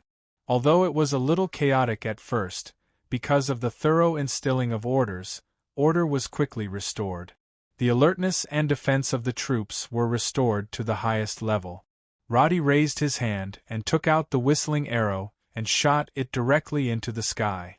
This arrow indicated that the encirclement had failed, and it also meant that the nearest clock tower had to immediately ring the alarm, telling the Dukes of Angmar to leave the city. If the enemy was someone else, Roddy would not have directly ordered the Angmar to retreat. But when he thought about the Blighters, he knew that this operation would most likely not succeed. In his memory, Magda's strength in 597 was a Ranger level 59. For a race with a long lifespan like the undead, their strength would not change much over the years. Sodeler was currently a scout who had not advanced yet, but he would be able to break through to level 60 in the future. This was something that only humans with great potential could do, but Magda was not like that. So Roddy was very clear that the current Magda was definitely not someone they could fight against. Although Rubens, Benjamin, Titus and Wellington were all around level 10 to 20 in their advanced professions, if it was only 4 against 1, they might have a chance. But reality was cruel. They were either knights who could only fight in close combat, or priests who had weak defense and no attack power. In terms of class characteristics, unless Magda was willing to jump down and fight with the 2 knights, no matter how many people they had, they would not be able to do anything to Magda, a level 40 ranger. So what if there were a few hundred temple guards surrounding this place? A truly powerful high-grade ranger could come and go without a trace in a city full of buildings, regardless of the terrain, even if they were not in the forest. This was only the disadvantage of Roddy's side. The most important thing was that Roddy knew that the blighter Magda was famous for being vengeful. If he was in her shoes, he would not have any thoughts of retreating after encountering such an ambush. He would have immediately started thinking about how to kill those who had schemed against him. It was like a flock of sheep plotting to kill a wolf, but in the end, the wolf accidentally jumped out of the trap. The wolf was not afraid of the sheep. The only thing it could think of was how to make the sheep pay a painful price. The sound of footsteps could be heard, and the distant bell had already rung. Roddy hid behind a low wall, knowing that the Dukes of Angmar and Sally were about to leave this city. Although the Lucifron family would not be in any danger, Roddy's heart was filled with a strong sense of unwillingness. Damn it, what the hell is this? His mood was terrible. Although his arrow had disrupted Magda's attack and saved Wellington and Sodeler's lives, he did not feel any sense of pride at all. Dodging Magda's arrow did not sound difficult, but only Roddy himself knew that it was not because of his strong body or fast reflexes, but because he gambled with his life to predict the arrow. With Magda's current strength, it was impossible for Roddy to predict the trajectory of the arrow. Therefore, after shooting the arrow, Roddy immediately dodged it. This was because he had studied Magda's battle videos and knew her fighting habit. Therefore, this dodging allowed him to silently pass by the Grim Reaper. If he had gambled wrongly, even if he was touched by the arrow, he would be killed instantly. A strong enemy, a terrible battle situation, injured allies, helpless waiting, time passed, but it did not mean that the danger was gone. Roddy felt cold sweat seeping out of his forehead. His brain was spinning quickly. Although there were countless backups and backup plans, Roddy could not think of anyone that was more suitable for the current situation. What should he do? What should he do? Ever since he transmigrated to this world, a blight caller, Magda was probably the strongest enemy he had ever met. She was even his idol, because Roddy had always seen her as an insurmountable mountain. Even if he threw out the factor of level, he would not have the thought of, I can definitely win. Damn it. Although he knew that this kind of thinking would completely destroy his morale, but after years of training, how could it be abandoned in a few seconds? Assassin, ranger, freeze, control. It was not that there was no way to deal with such an enemy. Roddy could think of 30 strategies in a second. But in this situation, Roddy realized that it was not realistic to rely on others. No one could understand his strategy and execute it perfectly in a few minutes. He had to do it himself, but with his strength, a light suddenly flashed in his mind. He suddenly reached for his chest, and the scroll, Moloch's blessing, was lying firmly in his bosom. Damn it, that's the only way.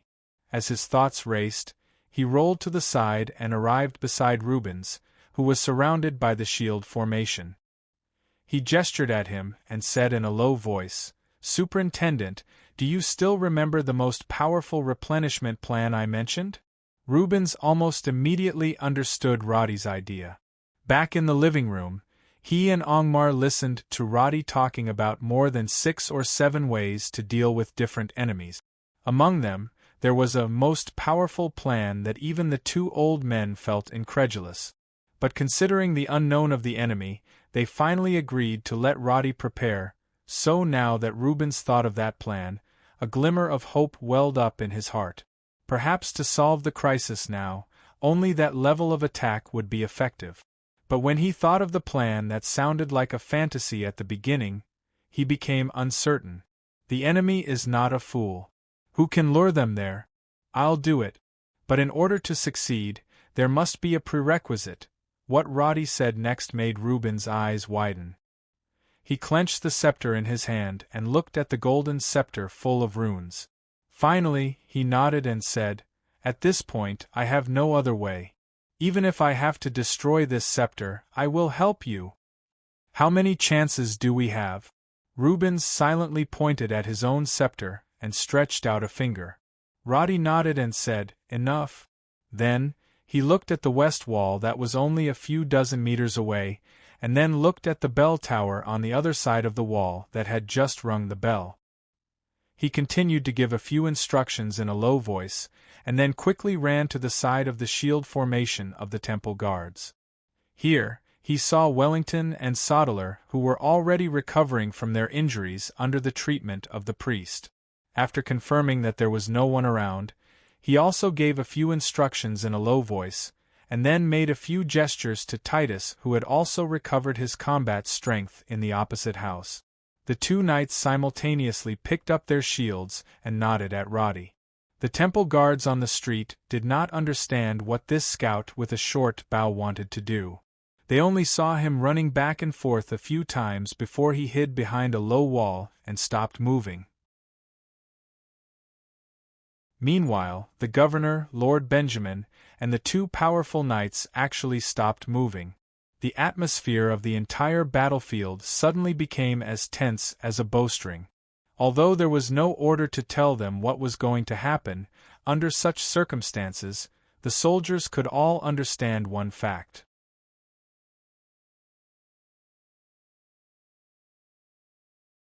Chapter 146. The battle that had taken place at the West City Gate had lasted for less than 3 to 4 minutes, and Sally had yet to arrive at the North City Gate, as she had expected. Geographically speaking, the Duke's mansion was the closest to the North City Gate. If the car drove smoothly, it would only take 5 minutes to reach the North City Gate. However, the location of the monastery where Sally was located was a little more than 500 meters away from the West City Gate. If she went to the North Gate, she would be less than 200 meters away from the encirclement. Sally realized this, so when she heard the retreat sound, she immediately pulled on the reins and stared blankly at the closed West Gate in the distance. She wanted to rush over, but she knew that she couldn't be of any help at all. Her heart was in a mess, and she was at a loss. Miss, we don't have much time. We must get there as soon as possible. Master's carriage will be waiting for you in front. If you can't get there in time, Master probably won't leave." Martin understood the situation and immediately persuaded Sally to hurry up. He did not want to see the daughter of Duke, who had just become a priest, to encounter any accidents. He did not dare to mess up the task that the Dukes of Angmar had given him. At this time, looking at Sally's hesitant expression, he even thought of carrying her on the horse and taking her away. Fortunately, Sally was not an impulsive and brainless girl. She took a deep breath and started the horse again. As she ran, she asked in a trembling voice, "They failed.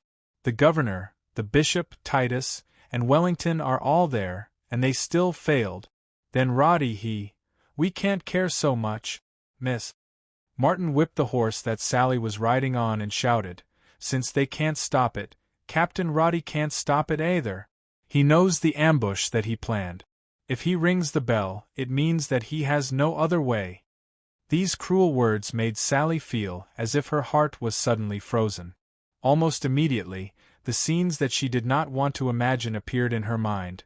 Do I have to return to this city after everything is over, cross the moss-covered stone road, walk to the cemetery outside the south gate, and face those cold tombstones alone? The conversation at the dinner a few days ago was still vivid in her mind.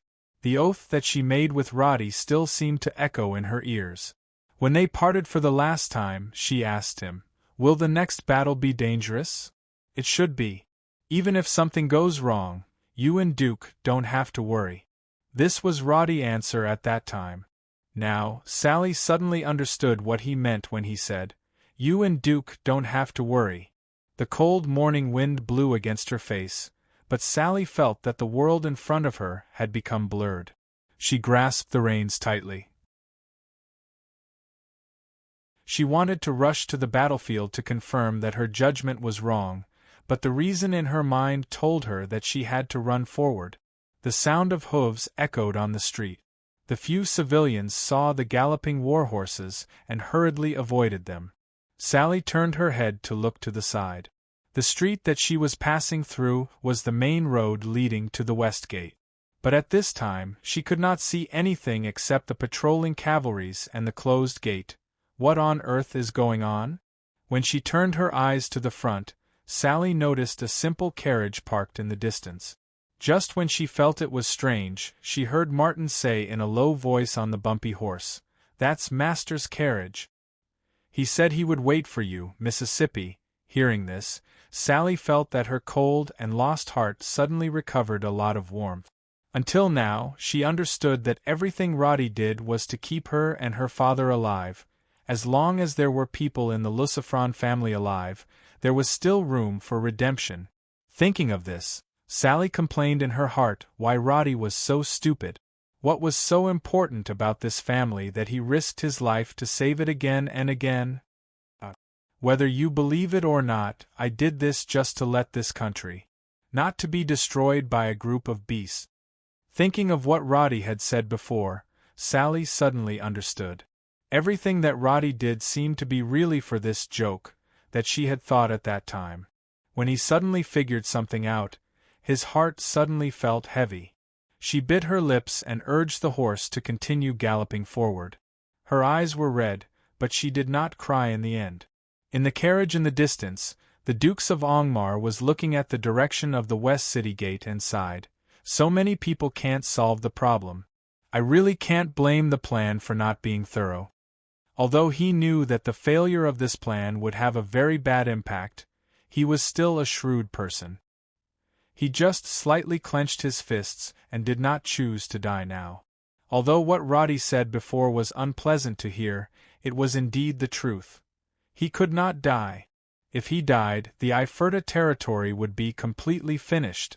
Sally could not die either. She was the only heir of the Lucifron family. The Dukes of Angmar originally had the chance to leave this city as soon as possible, but after all, his father was his father. Even if he had such a chance, he still chose to walk behind Sally. At this time, when he saw Sally galloping towards him from afar, there was an indescribable bitterness in his heart. To escape like this, even if it was the right choice, it was too useless. Just when he was about to order the coachman to get ready to start the carriage, Angmar suddenly heard a muffled tut sound. He turned his head and looked out the simple window of the carriage, but he was surprised to see a long arrow nailed into the wall not far away. The frosty white ice crystals spread along the arrowhead to both sides of the wall. In less than 2 seconds, the original grayish-brown wall showed a hexagonal frozen mark, like a snowflake drawn out of thin air. Frost arrow. Duke immediately turned his head towards the direction where the arrow was shot from, and just happened to hear a muffled sound from afar. Bang! Hundreds of meters away, Angmar and Sally could hear the sound from afar. They turned their heads and immediately saw a cloud of smoke rising from the tallest building near the west gate, the clock tower. The bell on the top of the clock tower let out another muffled sound, and 2 figures jumped down from the smoke and dust. Even though they were hundreds of meters apart, it could still be seen that these 2 figures were holding a bow in their hands. The Dukes of Angmar and Sally looked into the distance, and at the same time, their jaws dropped. That's Roddy? Rewind time to a few minutes ago. Magda, who had easily escaped from the hundreds of temple guards, jumped down from a height of more than 10 meters. When he landed, he did a somersault and directly entered the shadows of an alleyway. His silent footsteps did not even attract the attention of the patrol team that had just passed by. Magda held a blue short bow in his hand, and the arrows in the quiver on his back did not fly out because of his intense movements. The robe that was originally disguised as the leader of the caravan had been taken off, and at this moment, Magda was wearing a gray and black leather armor. He moved quickly in the shadows, but his gray pupils were always staring at a few houses not far away. How dare you ambush me? After passing through the alleyway for a while, he took a step forward and directly flipped over the top of a 2-meter-tall wall. When he landed, he suddenly stopped and turned his head to the side and said to the air, "Who leaked the news?" Debbie's figure appeared in the distorted air. His clothes were torn and dirty, and it was obvious that he had suffered some losses in the battle just now. But at this moment, even though he was full of resentment, he immediately knelt on one knee and lowered his head. "This subordinate is useless. I really don't know the reason. They came prepared." Magda was not interested in finding fault with others, and his pair of gray eyes flashed with anger. "It seems that the 2 knights and the Rose Cross team are preparing to surround and kill us? Then I'm afraid that they found the wrong person." "My lord?" Although the undead did not have a heartbeat or breath, at this moment, Debbie could feel his already withered heart twitching a few times. This Magda in front of him was not someone to be trifled with. Even within the Tasman Kingdom, there were not many who dared to provoke him because everyone knew that he was a terrifying person who would seek revenge for any grievances. If someone truly angered Blighter, Magda, no matter how powerful they were, the consequences would be inexplicably disappearing, or even having their corpses not put together properly. Obviously, this group of humans was bloody unlucky. "Kill them. I want those 2 scammers dead in 5 minutes. Magda's gaze moved away, and his words sounded casual, but there was an inexplicable chill in them. "Those 2 knights, if they can stay, then they don't have to leave." As soon as he finished speaking, he strode towards the building next to him. Without using any skills, he leapt up and with a single hand, climbed up the eaves of the building and leapt up to the 2nd floor, disappearing from Derby's sight without a sound. This move was even more nimble than a professional assassin like Debbie. Looking at Magda's disappearing figure, Debbie also knew that there was no room for him to refuse. He touched his bald head, shook his head, and turned around to disappear on the spot. At the same time, a few dozen meters away, hiding under a low wall, Roddy nervously clenched the scroll in his hand. With regards to what was about to happen next, Roddy actually did not have much confidence. But he did not have any other choice. If he took a step back, he would be in hell. If he did not grit his teeth and try, he was afraid that he would only be a sitting duck. Taking a deep breath, he raised his head and looked at the nearby soldiers who were holding up their shields vigilantly, and then looked at Rubens and Benjamin who were surrounded. Then he clenched the short bow in his hand, and pulled the string of the remaining 15 arrows tightly on his back. Roddy raised his hand, and gestured to Wellington and Titus who had already recovered their ability to fight. "Let's begin. Let's go." Wellington and Titus looked at each other, and rushed out from the corner at the same time.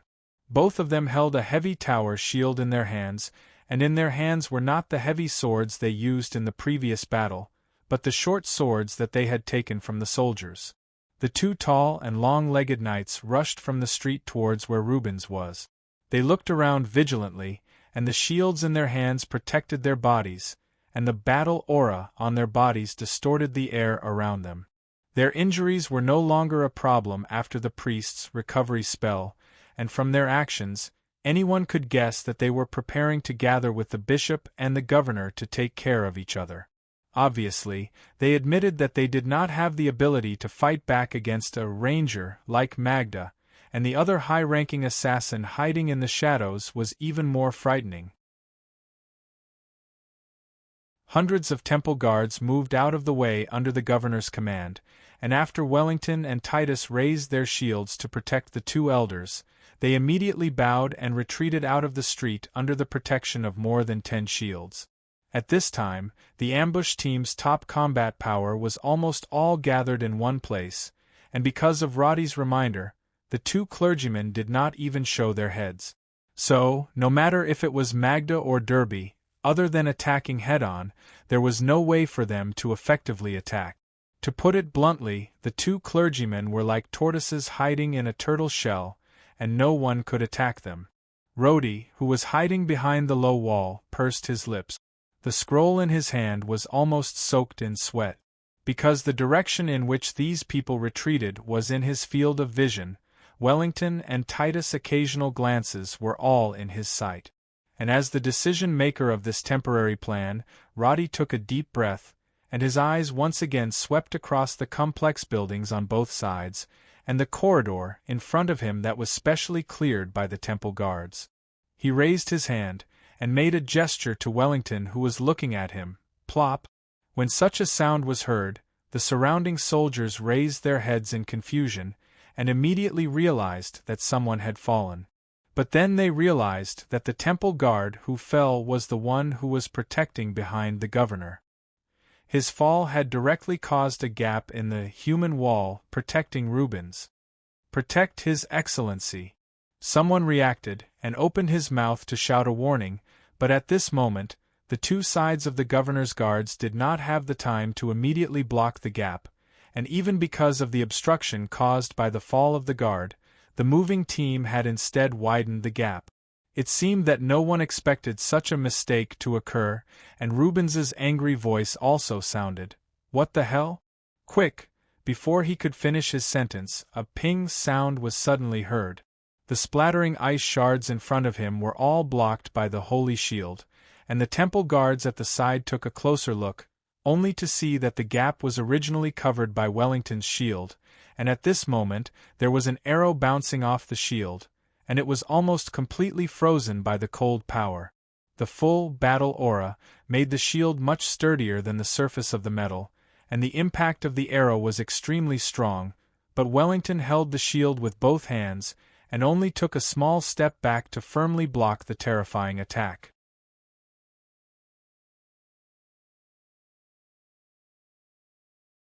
Chapter 147. The sudden appearance of this scene was a plan that Roddy, Rubens and the others had come up with in just 2 minutes. The defense team that seemed hard to take down had purposely revealed a flaw. It was a bait for the two people hiding in the dark. In Magda's and Derby's eyes, the only people who had the ability to fight back were all gathered together. They did not have to worry about anyone hiding in the dark to pose a threat to them. With this thought in mind, they did not think that these people would purposely reveal a flaw and take the bait. At this time, Rubens was firmly blocked by Wellington, but Magda's arrows were pouring down like a storm. Even if the Spectre Knight was strong, he still felt the huge pressure. Continuous arrows were shooting towards Wellington. He raised his shield to block the arrows and almost fell to the ground. If not for Reuben's and Benjamin's continuous use of divine arts to defend, and Titus rushing in front of him to block the last 2 arrows, he would have been killed on the spot.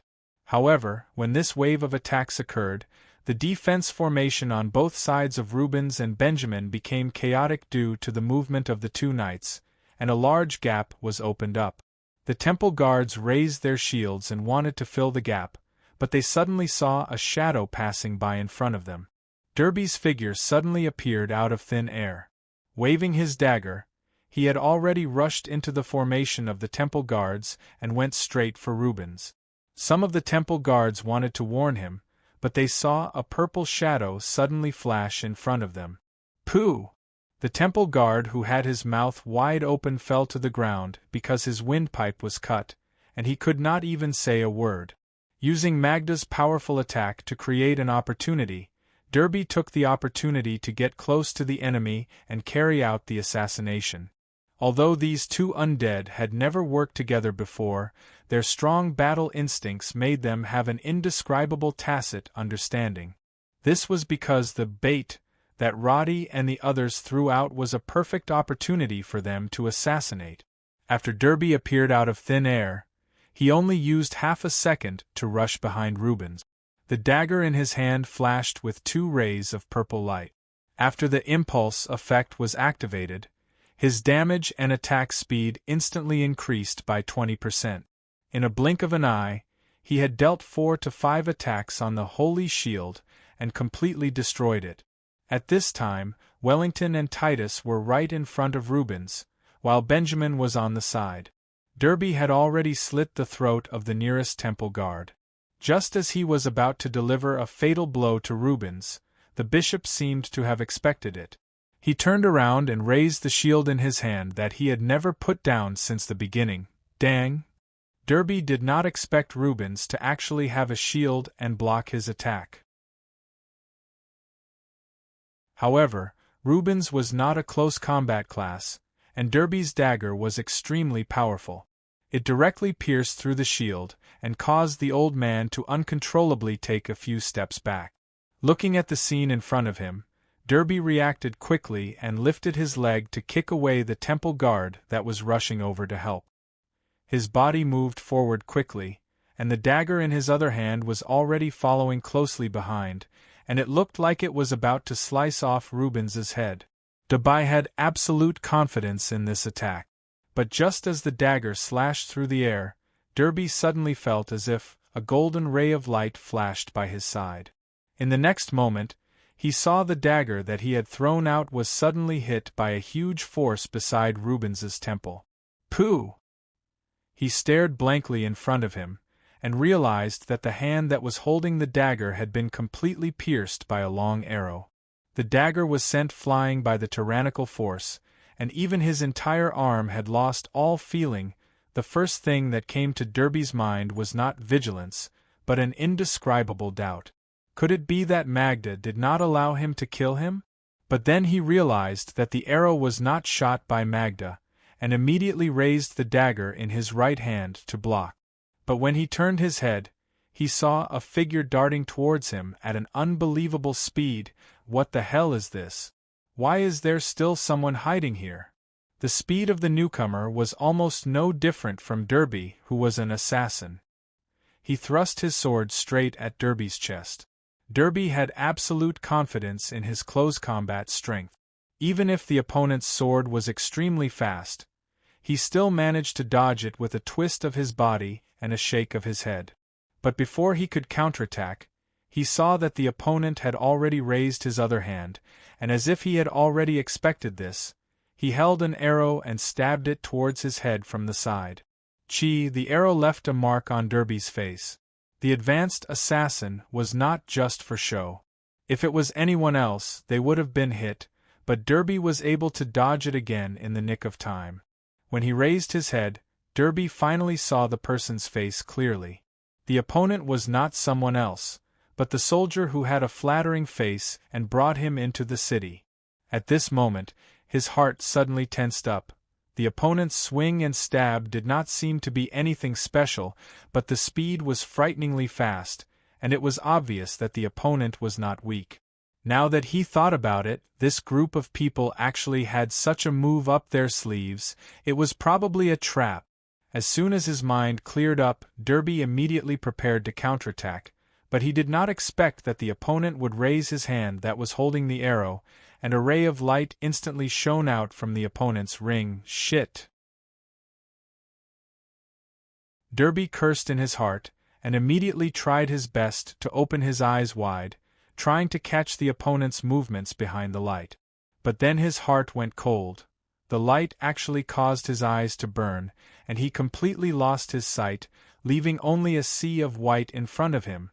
Damn! As he cursed, he immediately wanted to retreat, but before he could take a second step, a huge force directly hit Derby's body, and with a bang sound he was sent flying. After the first strike missed, Roddy did not stop, and directly used the mountain lean position to use his shoulder to send Derby flying with brute force, and after this collision, he threw away the dagger in his left hand, and picked up the short bow hanging on his body, and turned his head to shoot 3 consecutive arrows at a distant rooftop. The 3 almost continuous arrows covered all of Magda's escape routes, and the blighter, who was just about to help, was shocked, and immediately retreated, and after the arrow left his hand, Roddy turned his head, and pulled the bowstring and shot at Derby, who was on the ground. Derby's eyes did not recover his sight. He heard the sound of the bowstring in front of him, and wanted to turn his body to dodge, but did not expect that his reaction was already predicted by Roddy, and immediately 2 of the 3 arrows were shot, one through the chest, and the other through the throat. After the 3 arrows were shot, Roddy fiercely leaned back, dodging Magda's retaliatory arrow, and raised his hand to receive another 3 arrows.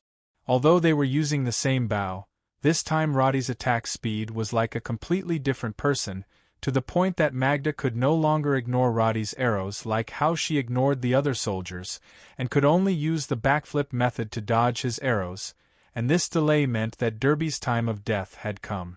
Beside Roddy, Knight Wellington immediately took this opportunity, took a big step forward, and directly leaped to Derby's side, and directly swung his sword at the struggling undead that was shot by the arrow. In the distance, Magda's body was still in the process of backflipping, and she could only watch as her subordinate was directly beheaded by this sword. Poof! Stinky blood splattered everywhere. This level 28 undead assassin was directly killed by a series of plans and Roddy's explosive attack, and did not even have the time to say a word. This scene was undoubtedly a huge boost to everyone's morale. Rubens, Benjamin and the 2 knights almost simultaneously breathed a sigh of relief, but before they could continue to say anything, Magda continued to rain arrows, and the arrows that were slanted with angry flames immediately made Rubens lower his head again. Hearing the sound of jingle-dang, the splashing ice shards in the surroundings suddenly splashed like hail, and some of the temple guards were hit, screaming in pain as they fell to the ground. The 2 elders only felt a wave of cold air around them, and immediately after, they heard Roddy's loud warning. "Leave here! Leave the area with ice! Quickly!" After saying this, Roddy suddenly turned his body and suddenly ran to the side. Pa! He stepped on the low wall, and his body actually jumped like a spring. His whole body seemed to fly up to the 2nd floor. In this process, at least 3 arrows brushed past his body, but they did not hurt him at all, and his counterattack forced Magda, who was running on the opposite roof, to stop and dodge a few times. In an instant, both of them were actually separated by a street, dodging and shooting at each other on the roofs of the buildings on both sides. Only half a minute. Roddy shouted towards the direction of Rubens, activating the leap skill. Da-da-da, with 3 steps, he stepped on the edge of the building, and while his body was still in the air, he actually pulled back his bow and shot an arrow in midair, and then without looking at where it landed, he immediately activated sprint the moment he landed, and his body instantly became even faster, leaving an arrow behind him. Rubens, Benjamin and the rest did not suspect Roddy at all, and immediately ran out from the large pile of ice shards. Before they could even stand firm, they heard pa pa pa sounds of explosions, and turned around to look, only to see that the ice shards had actually exploded on the spot. The countless sharp ice shards dug a large number of holes in the ground, and if they did not dodge just now, they would have been directly blown into sieves by now. But at this time, Rubens did not have the time to sigh. Hearing Roddy's words from afar, he raised his scepter and chanted a prayer that took a full 3 seconds to cast. When Roddy and Magda's figures almost disappeared from his sight at the same time, he suddenly pointed, and a golden light fell on Roddy's body. After doing all this, he turned his head and shouted to the 2 knights beside him, "Run towards the clock tower. Immediately! Somewhere with a wide view." After saying that, he ignored his injured arm and old body, threw away his shield, held his scepter, and ran forward. Without saying a word, Knight Titus raised the shield in his hand and rushed forward, and Wellington, who was behind him, grabbed the viceroy's waist and shouted, "Up! Ka!" The ground under his feet suddenly exploded, and the recoil from the release of the battle aura allowed him to directly jump to the roof of a single-story building with Rubens, and then he immediately ran towards the clock tower that was 100 meters away, leaving hundreds of holy temple guards behind. The 2 knights and the viceroy saw the battle from the roof at the same time. The blighter that suppressed them to the point where they did not even dare to show their heads was now attacking and defending with Roddy. The 2 of them quickly shuttled between the buildings, and every arrow almost flew past each other's body. Besides the danger, Rubens and the 2 knights were extremely shocked.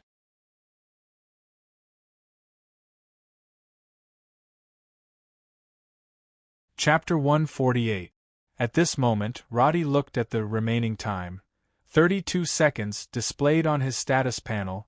His heart was filled with unprecedented nervousness. Moloch's Blessing's effect of leveling up doubled his stats, and the 100% increase in stats also increased his stats to a shocking number. Not only that, the divine art, King's Blessing, that Rubens just cast also increased all his stats by 20%. In other words, even though Roddy was currently advanced level 15 and had a base level of 20, his stats were actually not that far off from Magda, who was chasing him from 30 meters away. However, the low difference in stats was not the reason why Roddy was able to survive until now. In the eyes of high-tier players, stats were only the basic. Apart from the HP and cow professions, most professions would only need a few rounds to determine the victor. This was because once an attack hit a vital point or a critical hit occurred, the damage caused would often be 10 times that of the original attack. It was impossible to calculate the probability of victory using theoretical values. This kind of battle system perfectly balanced the problem of stats in the game and prevented the players from having to fight for a long time in the later stages of the game. However, it also made the word skills have an unimaginable importance. Witcher level 15 gave Roddy a whole row of skills, a total of 10 skills. In such a short amount of time, Roddy naturally could not understand all of them, but as the predecessor of the Ranger class, Roddy could immediately recognize most of them and use them with ease. Among them, the one that allowed him to survive until now was a skill that once belonged to the Ranger with a long cooldown. Note: cooldown time, quick reflexes. Advanced classes would obtain a ultimate skill with a long cooldown every 10 levels. The effect of quick reflexes was to increase the caster's reaction speed to the surroundings for 20 seconds, and the cooldown time was 10 hours. Because of this skill, Roddy was able to barely catch the trajectory of Magda's arrows and successfully dodge them. So in the eyes of others, he seemed to be on the same level as Magda, but in reality, only Roddy knew that the reason he was able to survive until now was because of quick reflexes. Even though Moloch's Blessing allowed Roddy to feel a lot like a level 59 Shadow Hunter, it still did not allow him to face Magda directly. Whether it was equipment or skills, he was still completely outclassed by Magda. The only advantage Roddy had was the experience of studying Blightcaller as an idol. Magda's starting attack, her choice of skills, and her personal habits were almost immutable to an undead. So, Blightcaller had no secrets in Roddy's eyes. Even if the undead also used a long cooldown skill, rapid shooting, to chase after Roddy, it would not be able to cause any fatal damage to him. The two of them shot at each other for a long time, but their bodies did not slow down at all.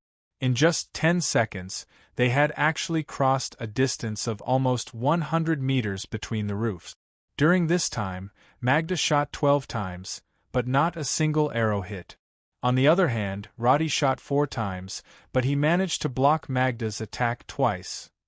The distance between the two of them was never more than 30 meters. This was the golden distance between rangers, where the one with the advantage in weapons could completely suppress the other. If the distance was closer, it would be easier to get into close combat, and if the distance was further, the advantage of the speed of the arrows would not be apparent. And because of this, the arrogant and conceited Magda felt like he was going crazy. Magda was not stupid. He knew that the guy in front of him had used some kind of secret skill to suddenly increase his strength, and it would definitely not last long. But what Magda could not understand was, how could he use such a broken bow to successfully block his movements? Bows were different from other weapons. No matter how strong the player's attributes were, if they did not use special arrows, the speed of the arrows would never change. The only thing that would change would be the damage value of the player's attribute. In other words, even if Roddy's agility attribute had reached the same level as Magda, the bow in his hand was still a level 10 item, and the speed of the arrows would not change at all. Compared to Magda's powerful blue short bow, the speed of Roddy's broken bow was more than half. Because of this, it was a humiliation to the Blightcaller, who had high self-esteem. Being restrained by a human soldier who wasn't even 20 years old with a piece of trash, how could they show their faces in front of others? In his anger, his arrows were almost non-stop flying towards Roddy. Buildings were constantly being frozen and even collapsed under Magda's frost arrows. The two of them flew past the rooftops on both sides of the road, but the sound of cracking ice could be heard. Remaining time 24 seconds. Roddy looked up at the clock tower not far from him, and his gaze swept across the city walls. He could vaguely see the shadows of people running, but he could not see Rubens in his vision. Damn it, hurry up! His gaze swept across the quick reflexes bar, and the window was already flashing a warning with 9 seconds left. Roddy's heart turned cold. Without this skill, he would not be able to dodge Magda's arrows. What should I do? He quickly glanced at the remaining 4 or 5 icons in the skill bar that he had never seen before. At the same time, he noticed that other than HP and stamina, the mana bar was full. These were the skills of a witcher and a ranger. But Roddy did not have the time to look at the skill descriptions in detail, and the only thing he could do was to look at the cooldown time of the skills. If the cooldown time was long, it meant that the skill was powerful, and if he used it now, it might have a miraculous effect. Fortunately, there was indeed a skill with a cooldown of 5 minutes. The icon was an orange-red ring with the words, Arrow of Silence, written on it. Arrow of Silence? Roddy was astonished. He only knew that when an Arcanist reached level 30, they would be able to obtain a skill called Group Silence. Could it be that Arrow of Silence was a long-range magic skill? While thinking about this, Roddy's footsteps did not slow down at all. He looked at the clock tower that was nearing, and once again activated the upgraded leap. His body leaped across the 6 to 7 meters gap between the two buildings, and he even twisted his body in mid-air, dodging Magda's scattered arrows with his quick reflexes. By the time he landed, he was already in front of the clock tower. His every movement was as smooth as flowing water, and the skills that he was previously unable to display due to his level and attributes were now displayed without reservation. And because of this, Magda, who was chasing after him, started to feel that this human in front of her was not as simple as she thought he was. As the saying goes, amateurs watch the show, while experts see the artistry. To be able to pin her down with a crappy bow, it meant that the opponent was very skilled. The Blightwalker had lived for hundreds of years, and it had been through countless battles. In a real battle, it was proficient in feints, shots, scatter shots, and prejudgment. If the opponent was really a weakling who had never been on the battlefield before, he would have been killed by the third arrow. But the opponent was unexpectedly experienced. He did not fall for the trick, did not fall for the trap, and was even able to skillfully draw his bow and counterattack with unbelievably accurate accuracy. Who the hell is this guy? As a level 40 ranger, Magda had been chasing after Roddy with her skillful and instant cast skills, but not only did she not kill her opponent after half a minute, she was also pinned down by him. Thinking of this, she could no longer swallow the anger in her heart. She immediately stopped, and using the chimney of a building as cover, she raised her bow and aimed at Roddy, who was running to the bottom of the clock tower. Shit! Turning his head, Roddy immediately understood that this was the prelude to the guided arrow skill. He ducked and rolled to the side of the clock tower, but he also knew that with the opponent's skill level, this guided arrow would not miss. Of course, Roddy knew about this guided arrow skill, because it was one of the core skills of a ranger. 5 seconds of casting time to shoot an arrow that could change direction according to the shooter's will. This skill did not sound very powerful, but because of the Earth Splitter's critical strike mechanism, it did not just increase the damage by 2 or 3 times, it also increased the damage to the head, eyeballs, and heart by more than 10 times. Therefore, the guided arrow skill that increased the hit rate by several times became a guarantee for high damage. And Roddy knew that Magda, this Dark Ranger, had purposely added bonuses to her skills, so his guided arrow only had a casting time of 1.75 seconds, damage increased by 10%, and cooldown reduced by half. To Roddy, once Magda's guided arrow was fired, his life would basically be over in a flash. Roddy remembered the silent arrow skill that he saw just now, and at this moment, he could only try his best and immediately raise his bow to shoot. In an instant, Roddy and Magda faced each other, raising their bows and aiming at each other at the same time. Bang! Magda was the first to stop raising her bow, and Roddy was half a second slower. But because of the guided arrow casting time, in this short confrontation, Roddy was the first to shoot the arrow. Because silent arrow did not have a casting time, when the arrow left the bowstring, Roddy felt something in his head vibrate, and the scenery in front of him became a little blurry. After a while, he realized that this skill did not consume essence, but mana. Because his equipment did not have intelligence and spirit, and after countless buffs, he did not have much mana left, so after using this skill, his mana was almost depleted. However, he didn't have the time to check the effect of the silent arrow. As soon as the arrow left his hand, he turned around and used Swift Run. His body suddenly sped up and climbed up the wooden ladder that was erected a few days ago.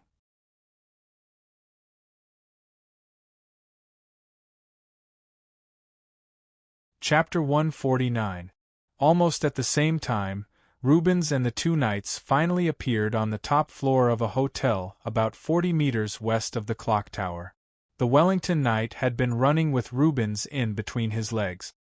His battle aura had been released without any reservation.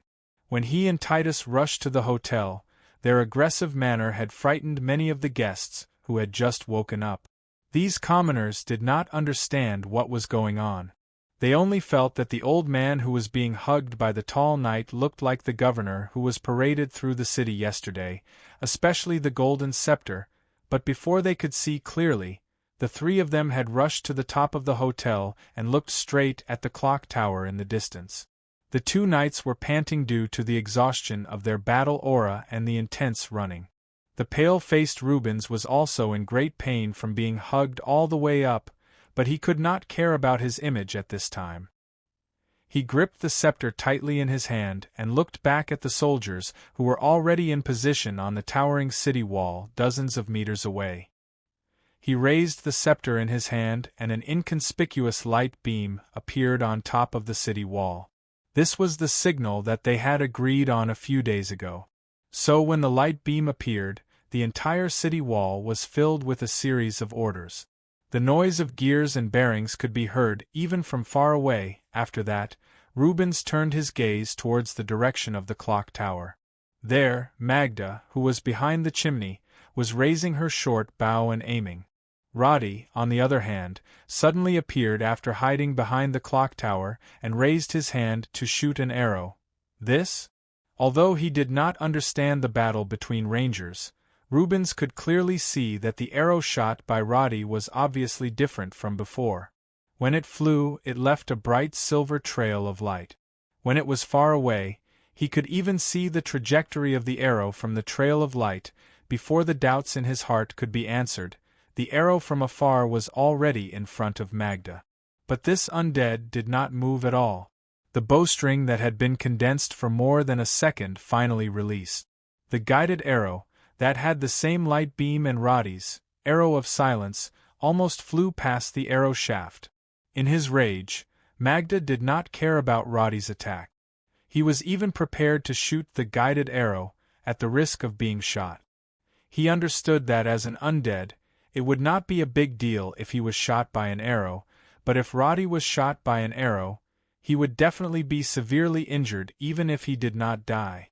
With this thought in mind, the guided arrow immediately changed direction after it left the bowstring. It went straight towards Roddy, who was climbing up the clock tower. But just when he thought that Roddy would definitely die, the arrow shot by Roddy hit his right shoulder. Magda did not move and did not care about it at all. But just when he was waiting for Roddy to be killed by his guided arrow, a loud explosion suddenly exploded in front of him. Boom! Magda did not expect that the arrow would actually explode on his shoulder. It was not like the explosion of the high temperature and shockwave of the fireball spell. Instead, it let out a deafening explosion. Magda's head buzzed and he almost lost consciousness because of this sound. Spiritual shock. That was the only word that popped up in his mind before he lost control of his body. He staggered a few steps back and almost fell down from the third floor of the house. The short bow in his hand almost fell to the ground. Bastard! Magda cursed as he got rid of the paralysis in just a second. He immediately realized that his guided arrow had also lost control due to the spiritual shock and fell to the ground. How could he be forced into such a situation? Magda could no longer endure the anger in his heart. He raised his head and saw Roddy aiming at him from the top of the clock tower. His eyes widened and he raised his hand to shoot, only to find that the quiver on his back was empty. Whoosh! The arrow that Roddy shot brushed past his cheek. Magda clenched his fist and the short bow. His face suddenly became extremely gloomy. In 120 years, this was the first time he was forced to shoot an empty arrow without solving the problem. He no longer cursed or said any nonsense. He suddenly activated the level 40 long cooldown skill, Heart of the Cheetah. His whole body turned into a shadow as he directly ran towards the clock tower. The short bow in his hand was casually thrown to the side. Magda pulled out the short dagger from his waist and was actually prepared to fight with Roddy at close range. At this moment, Roddy, who should have the upper hand, was standing beside the clock tower. His hand that was stretched out to grab the arrow froze in midair. Motherf ****. He ran out of arrows. Roddy never thought that his luck would be so good that he and Magda would end up in a situation where they were at the end of their rope. He stood on the clock tower to occupy the high ground. With the high ground, he would have the advantage of vision, height difference, and arrow speed. But he never thought that he would still run out of arrows even though he had prepared so many. Glancing at the status bar in front of him, the words Moloch's Blessing, remaining time, 8 seconds were already flashing. Magda, who was madly rushing towards him, made Roddy's mouth twitch. He naturally knew that his opponent had activated Heart of the Cheetah, which increased speed by 300% for 5 seconds. He immediately held the bow in his left hand and pulled out the dagger from his waist with his right. There was no other way, he could only take it head-on. The clock tower that originally required a ladder to climb was now a flat ground in front of Magda. This Dark Ranger sprinted at an astonishing speed from the roof of a 4-story building. Using the momentum, she ran along the vertical wall for 5 to 6 meters. Just as her body was about to fall, she waved her dagger and stabbed it into the wall with a "ka" sound. With a pull of her arm, she roared "ha!" and her whole body was like a spring that was pulled and then retracted. Magda's entire body shot up "pada." The clock tower that was still 8 meters from the roof was actually rushed up by him as if he was running on flat ground. His movements were swift, and the moment the sound of his landing could be heard, his dagger was already stabbing towards Roddy. He was too lazy to even say a word. Although both of them were using daggers, in close combat like this, Roddy was at a disadvantage. This was because his second advanced profession was berserker. Although he had no problem using big knives, big axes, and big hammers, he really couldn't beat Magda with a dagger. At the top of this narrow bell tower was a huge bell with a diameter of more than 1 meter in the middle. It was surrounded by the view of the streets of Hollier City, and the space under one's feet was less than half a meter wide stone pavement. One wrong step, and they would either be stabbed to death or directly fall down, so at this moment, Roddy was really dancing on the tip of a knife, and there was no other way. Dang. Roddy dodged Magda's kick, but he didn't expect her to directly kick the clock. The loud buzzing sound made his head hurt. Dodging left and right, the short bow in Roddy's hand had already been cut in half by his opponent. However, he didn't have the intention to fight Magda head-on, and his feet were completely retreating. Coward! Magda angrily cursed. She couldn't wait to cut the human in front of her into 1,000 pieces, but who knew that her opponent's mind wasn't even on fighting her? Roddy looked at the status bar in front of him that said remaining time, 3 seconds. At this moment, he didn't have any thoughts on whether this plan would succeed or not. There was only one sentence left in his mind. Man proposes, God disposes. While he was dodging, he glanced at the city wall in the distance. But because he was too slow in shifting his center of gravity, Magda took the opportunity to stab him in the chest. The dagger sliced open a large hole in his breastplate, and blood immediately spurted out. Magda followed up with a kick that was even more powerful, and if he took that hit, his head would probably be smashed into smithereens. But then, Roddy didn't choose to continue dodging. He directly somersaulted backwards, and actually flipped down from the clock tower without a sound. Bang! The foot that had already kicked out could not stop, and directly kicked one of the 4 pillars at the top of the clock tower into smithereens. This terrifying force caused the entire clock tower to collapse. Magda didn't care about it at all, and without hesitation, she followed Roddy and jumped down.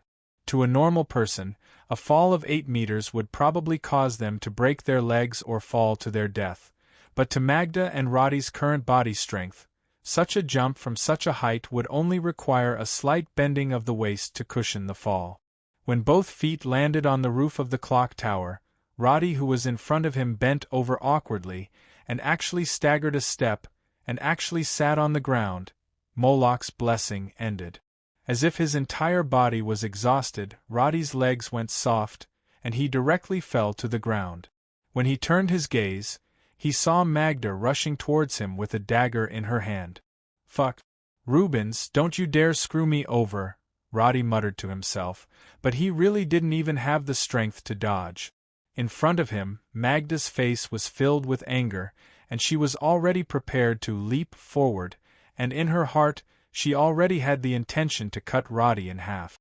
But just as she took a step forward, she suddenly felt a large complex golden pattern suddenly appear under her body.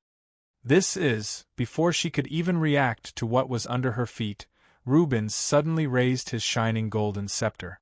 The strengthening, high-grade divine spell God's Revelation required a casting time of 3 seconds, and the casting material needed to be a level 15 elite scepter.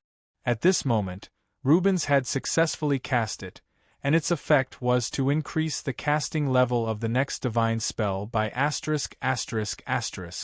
Almost at the same time, the enhanced level 7, Holy Imprisonment, was cast, and this level of Holy Imprisonment could completely trap Magda for up to 3 seconds.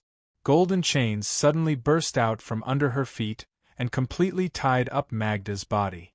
But this scene did not make Magda very nervous. He even coldly snorted, and with a sneer on the corner of his mouth said, "You think this can trap me?" Cough cough. Of course not. Roddy, who was only 5 meters away from Magda, replied with a hand on his chest, and then completely ignored Magda's reaction. He stood up while cursing, and directly threw himself into a low-lying area at the side.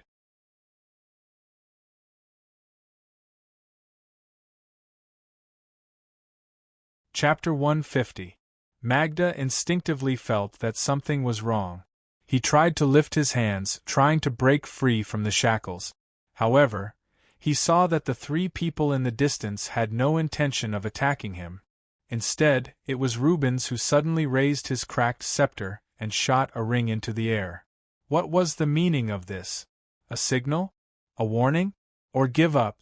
Countless guesses popped up in Magda's mind.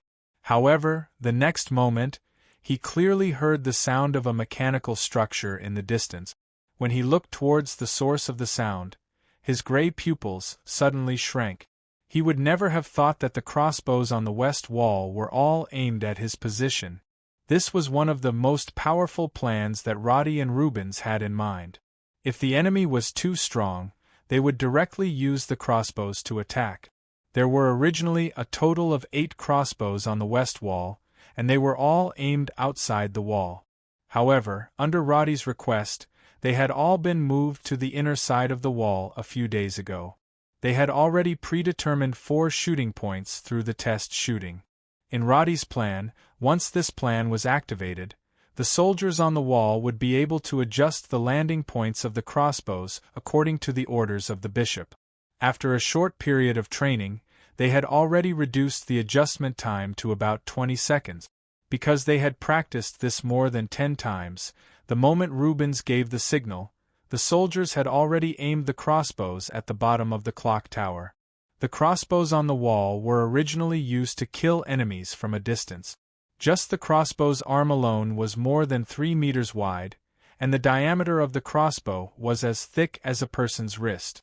The metal head was comparable to a long dagger, which greatly increased the power of the crossbow. Even if the people of this era did not understand the law of momentum, they still understood the principle of strong bows use heavy arrows.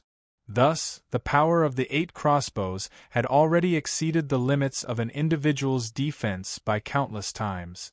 Even the strongest heavy-armored knight would end up like a skewer if he were to collide with this crossbow. When Magda and Rubens realized this, it was already too late to break free from the holy shackles. Whoosh whoosh whoosh. The crossbow bolts drew streaks of black shadows in the air, carrying with them a dull and oppressive sound of impact. In an instant, they flew across the space of nearly 100 meters, shattering the stone wall beneath the bell tower into smithereens with crackling sounds. Magda was instantly engulfed by the dust and debris of the crossbow bolt. Even Roddy, who was hiding on the ground, couldn't see if the powerful ranger had been hit. Just one. It's fine as long as one of them hits. At this moment, Roddy's heart was hanging in midair. He stared unblinkingly at the cloud of dust. He didn't even notice that half of his body was hanging off the edge of the roof of the 4th floor. but when the dust settled, Roddy cursed. Damn it, he's not dead yet? There was a faint movement. Roddy furrowed his eyebrows. He immediately noticed that Magda's HP was almost empty in the surrounding character's information bar. He gripped the dagger in his hand tightly. Just as he was about to call for Wellington's help, he realized that the situation in front of him was not as bad as he thought it would be. Magda was indeed still alive. Although the crossbows that were shooting from nearly 100 meters away had been calibrated, and there were still 8 crossbows firing simultaneously. But Magda's size was too small. Out of the 8 huge crossbow bolts, only one hit him. But fortunately, even though Magda was strong, he had no way to defend against such a level of attack. His entire left shoulder was hit, and the huge metal head of the crossbow directly smashed his shoulder blade and flesh. Even his left arm was sent flying. At this moment, the center of the bell tower had already been blasted by the crossbow bolts, and Magda was hanging in the hole, half dead. His movement of trying to climb up was much slower. Because he had lived for too long, there wasn't much blood flowing out of his body, but the appearance of losing half of his body was really a tragic sight. Roddy confirmed that Magda did not have the strength to fight back. He immediately raised the ring in his hand and shone it towards Magda. While you're down, I'll take your life. This was his life principle. Just as he was about to rush over and cut Magda into pieces, he did not expect that Magda would support herself with one hand and stand up unsteadily. Under the holy light, Magda's body started to get burned. Black smoke rose up and caused Magda's skin to start to fester. This blighter slowly raised his head and squinted his eyes because of the holy light. Then, he glanced at his surroundings and his body as if nothing had happened. His already festering face revealed an indescribable ruthlessness, but Magda did not roar and choose to fight with his life. Instead, he looked at Rubens, Wellington, and Titus from afar, as if he was trying to remember their faces. Then he suddenly took a step forward and jumped down from the hole in the bell tower. Still trying to run, Roddy wanted to chase after Magda, but when he saw that he was more than 10 meters away from Magda, he immediately remembered that he no longer had the effect of Moloch's blessing. His health, agility, and stamina were completely different from before. In the end, he could only give up on the idea of jumping down to chase after Magda. Instead, he turned around and jumped down a small building. After a few leaps, he saw Magda's figure madly running out of the city. He took a step forward and chased after Magda. He did not want to let such a vengeful person live. If he could kill him, then he must not hesitate.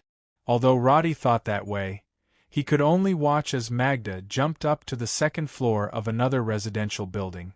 After a few leaps, she disappeared without a trace. Roddy, who was chasing after Magda, did not have enough skills to chase after her. Even the low-level leap skill could not allow him to follow Magda to the balcony on the side of the road. In desperation, he could only shout at Wellington, who was also chasing after Magda. He must get out of the city.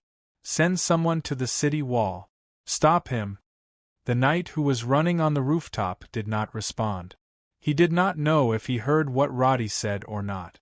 At this time, Roddy felt his body was trembling violently.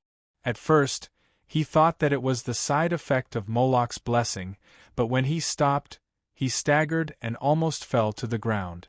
Holding on to the wall beside the street, Roddy found a place to lean on the ground and gasped for air like a fish out of the water. Damn, how could it be Magda? This is too much. His mind was a mess because in his memory, nothing like this had ever happened. According to the original track, the old Duke should have died of old age in the ducal palace, and Sally should have died on the grassland. Hollier City was now under the control of Francis, Duke, and the undead Alpha might still be hiding in the ducal palace, continuing to lay the groundwork for the Tasman Kingdom's conspiracy, but now, his arrival had completely messed up everything. Whether it was the Orc Kingdom that was eyeing them covetously, or the undead that would slowly reveal their bloody fangs after a few years, all of them were defeated because of Roddy's interference in Ifta's territory. All of this sounded like something to be proud of, but after fighting Magda with all his might, he suddenly realized something. He was still far from being able to save this country. The scout team that he worked so hard to form was far from being able to defend against the undead's crazy attacks in the future. The pressure in his heart seemed to have increased by a few times, making the already breathless Roddy feel even more suffocated. The burning sensation in his chest took a long time to spread. Roddy opened his eyes, but he felt as if his surroundings had darkened, and the scenery in front of him began to spin slowly, like a blurry illusion. It was already morning, and the passers-by on the street looked strangely at the soldier who was sitting by the wall, covered in blood. A few of them even looked as if they wanted to say something, but stopped. Roddy felt as if his arm had become very heavy, and his body could not help but slide to the side. He looked down, only to find that his hand was covered in blood. His chest seemed to be injured? When he realized that there was a wound on his body, the pain that was delayed by the adrenaline suddenly became clear. He wanted to open his mouth to say something, but he could no longer control his body, and fell to the ground diagonally. Opening his mouth, Roddy wanted to summon the Character Attributes panel, but his vision suddenly turned pitch black, and when the words reached his mouth, they became a low moan. I need to level up and recover, that was what Roddy thought in his heart, but in the end, he fainted due to excessive blood loss. 27th of September, Hollier City, Ducal Palace. Master, the search team that was sent out still hasn't replied. Continue searching. Send out a notice. Let all the nobles in Ifta's territory stay alert. Master, the governor announced that the convoy will be delayed, and he himself said that he will arrive at noon. Go prepare the lunch, that old thing still has some conscience. The sound of conversation could be heard. In the guest room of the ducal palace, busy servants shuttled back and forth to report information. The two guardian knights had already recovered with the help of divine arts, and at this moment they wore their swords and armor and stood guard beside Duke. They looked cautious, on guard against any possible attack. There were many parchments in front of the Dukes of Angmar, and sitting opposite him were the three backbone subordinates of Roddy, Sodeler, Ruger, and Carter.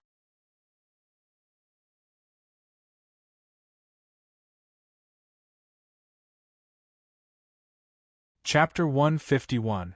While speaking, the Dukes of Angmar picked up a piece of parchment and handed it to Sodeler personally. Let's cut to the chase. Everything is here. If you have any other requests, I'll try my best to fulfill them. Of course, if you want to discuss it with Roddy, it's not too late to wait until he wakes up. Sodeler and the other two swallowed hard. They had never thought that they would one day be able to sit face to face with the highest lord of their territory and receive such a generous reward. While they were excited, they were also secretly grateful to their commander, Rhodey, who was still in a deep sleep.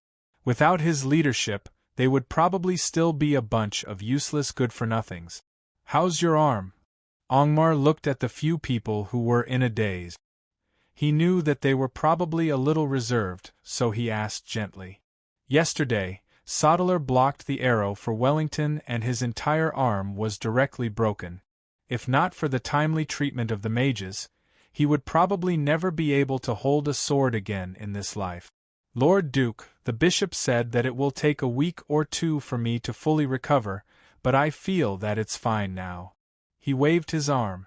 The bandages and splints on it looked a little funny. You're all good. It's my pride that the Lucifron family has soldiers like you. Angmar didn't know how many times he had sighed like this. He was getting old and didn't like to pretend to be shrewd in front of these juniors. He turned to Wellington and said bluntly, "These are all talents that can be molded. You and Titus, see if you can teach them." Although old Duke didn't say it explicitly, he knew that Roddy wanted Sodeler to be his disciple. After this incident, with Sodeler blocking the arrow for Wellington, everything else would naturally follow. Wellington and Titus nodded together. Although they didn't show any extra expressions, as long as they didn't object, it meant that there was no problem. Hardadef, is Roddy still not awake? Master, once Captain Roddy has any news, he will definitely inform us immediately. Angmar had asked the same question more than 3 times since he got up in the morning. It could be seen how much he valued Roddy in his heart. However, it was obvious that his value was more subtle than Sally's. Where's Sally? Why isn't she here yet? Miss, Hardadef was a little embarrassed. Obviously, he felt that it was inappropriate to say that his young miss stayed up all night with Roddy in front of outsiders. Forget it. Pretend I didn't ask. Angmar shook his head helplessly and sighed again. He seemed to be talking to himself. Such a powerful enemy. Why does the undead want to kill me so much? Wellington, Titus, if I ask you to evaluate the undead that escaped, who in the kingdom of Karen can beat him? The battle that happened yesterday started quickly and ended quickly as well. From start to finish, it only took a few minutes. Including the whole city chasing after Magda, it was less than half an hour. In the end, Magda still jumped off the city wall into Cobb Forest. How could he run so fast without half of his body? Because he didn't witness Magda's power in battle, Duke couldn't judge his strength. Asking Wellington at this time was also the result of suppressing his curiosity for the whole night and finally couldn't hold it in anymore. But when he asked, he didn't get the answer he wanted. Wellington and Titus thought for a long time and finally shook their heads helplessly. I can't think of anyone who can beat him. This was not an exaggeration. It could only be said that they were more honest. After all, communication and transportation were not developed in this era. Most of the time, experts would not purposely come over to fight for the sake of comparing their strength. The 2 knights had heard of the strong people in the kingdom, but the ones that they had come into contact with were basically those that were close to their own strength. A few especially powerful mages or knights were not easy to judge, so they could not give an accurate answer at this time. But one thing was for sure, for someone like Magda who could kill them with just arrows, his strength was definitely a level higher than them.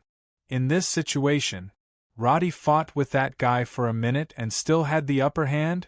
In the end, he only lost because he ran out of arrows? These words came from the Duke's mouth, but they were also witnessed by the 2 knights and the superintendent with their own eyes. The undead were so powerful that they could ignore hundreds of guards and counterattack after being ambushed. Even after the crossbows were heavily damaged, they still managed to escape the city's search and escape. Regardless of where it was, this kind of person could be called a monster. But it was this kind of monster that was fought by Roddy for a minute and even restrained to a predetermined location. When thinking of this fact, Angmar couldn't help but think of Roddy a few levels higher. He even started to feel that he couldn't see through this young man at all. Although the governor said that he used a scroll to be able to do this, to say that he completely suppressed the other party with the blessing of divine arts. Wellington shook his head and said in a low voice, I personally don't believe it. That old skeleton, Wellington and I combined are not even enough to fill the gap between our teeth. But Roddy can restrain him, that only means that he is stronger. We don't know how to talk about other things in war. To be able to do this, it means that he is strong enough. Talking about other things is useless. Titus shook his head as he said this. His words were even more direct.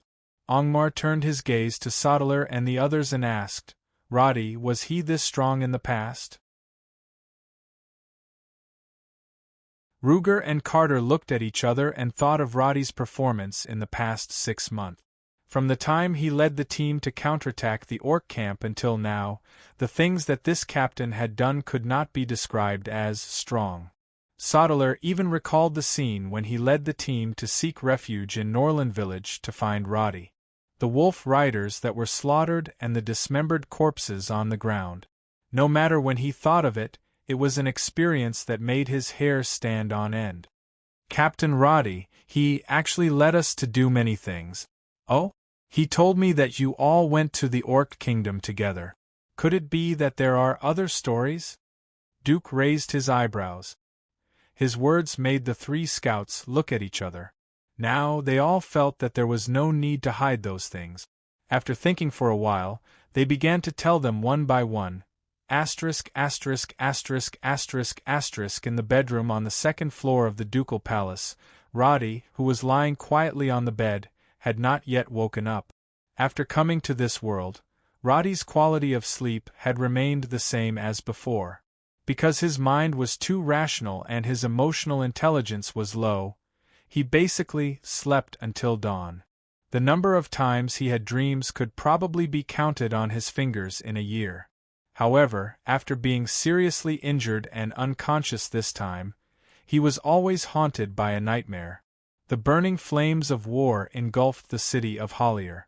The familiar buildings and streets were distorted in the flames. The barbaric figures that rushed into the city roared and waved their weapons at the innocent civilians. The unique syllables of the Orc language floated into his ears intermittently, as if mocking Roddy's insignificance and incompetence. Roddy watched all this happen. His heart, which had calmed down after his transmigration, was once again deeply hurt by this scene. The destruction was not only the city of Hollier, but almost the entire kingdom of Karen, and the figure with red hair suddenly appeared in front of him. A pair of purple eyes stared at him. The original mischievous look had been replaced by a final farewell. That faint voice echoed in her ears. Everything felt like it was just yesterday. I'm a wizard. Of course, I know my own state. But before everything ends, can you kiss me? Uncontrollable pain gushed from his chest. Roddy felt that he could hardly breathe.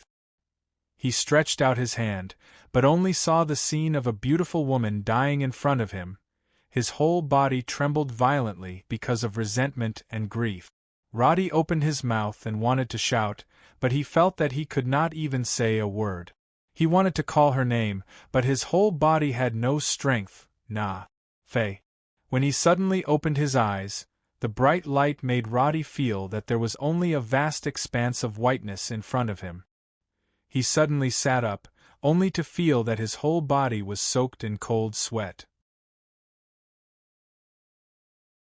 Bean-sized beads of sweat slid down the bridge of his nose. Squinting his eyes, Roddy gradually adapted to the glaring light. The feeling of sweat sticking to his clothes was very uncomfortable. He took deep breaths. His mind was a mess. His heart was filled with mixed emotions of panic and anger. The figure that flashed in front of him seemed to be lying on the ground without a sound. It was a nightmare, panting. He stared blankly in front of him for a few seconds. His mind then remembered that it was still September of the year 588. All the tragedies had not happened yet. But if he did not make more changes, this nightmare might still come as expected. Thinking of Magda's crazy attack, thinking of the Orcs' wolf riders, thinking of his own powerlessness in the dream, Roddy only felt a little cold all over his body. What he did was far from enough. He wanted to change the country with just a few dozen scouts? This was still too far away. Messy thoughts rushed in, and after another 5 or 6 seconds, Roddy's breathing gradually calmed down. Only then did he remember to reach out his hand to wipe the cold sweat off his forehead. But when he raised his hand, he found that his hand was actually held. Shocked, Roddy only then remembered that he had not figured out where he was. In his field of vision, there was a light brown quilt covering his body. It was obviously a high-end product that only nobles could use. There was an exquisite wooden carving at the foot of the bed, and on it was the symbol of a wolf's head. There were a few oil paintings hanging on the wall, and on the paintings was a beautiful noblewoman. She looked vaguely familiar. Sunlight shone on him from the window facing him, and he could vaguely see the street outside. Turning his head, he saw Sally's pale and haggard face. Her eyes were a little red, and she was biting her lips. She wanted to say something but could not. She looked pitiful, her hair was a little messy, and the priest robe on her was a little wrinkled. Sally? His memory was still a little messy. Roddy frowned, but with a reproachful tone, he said, "I asked them to ring the bell, shouldn't you?"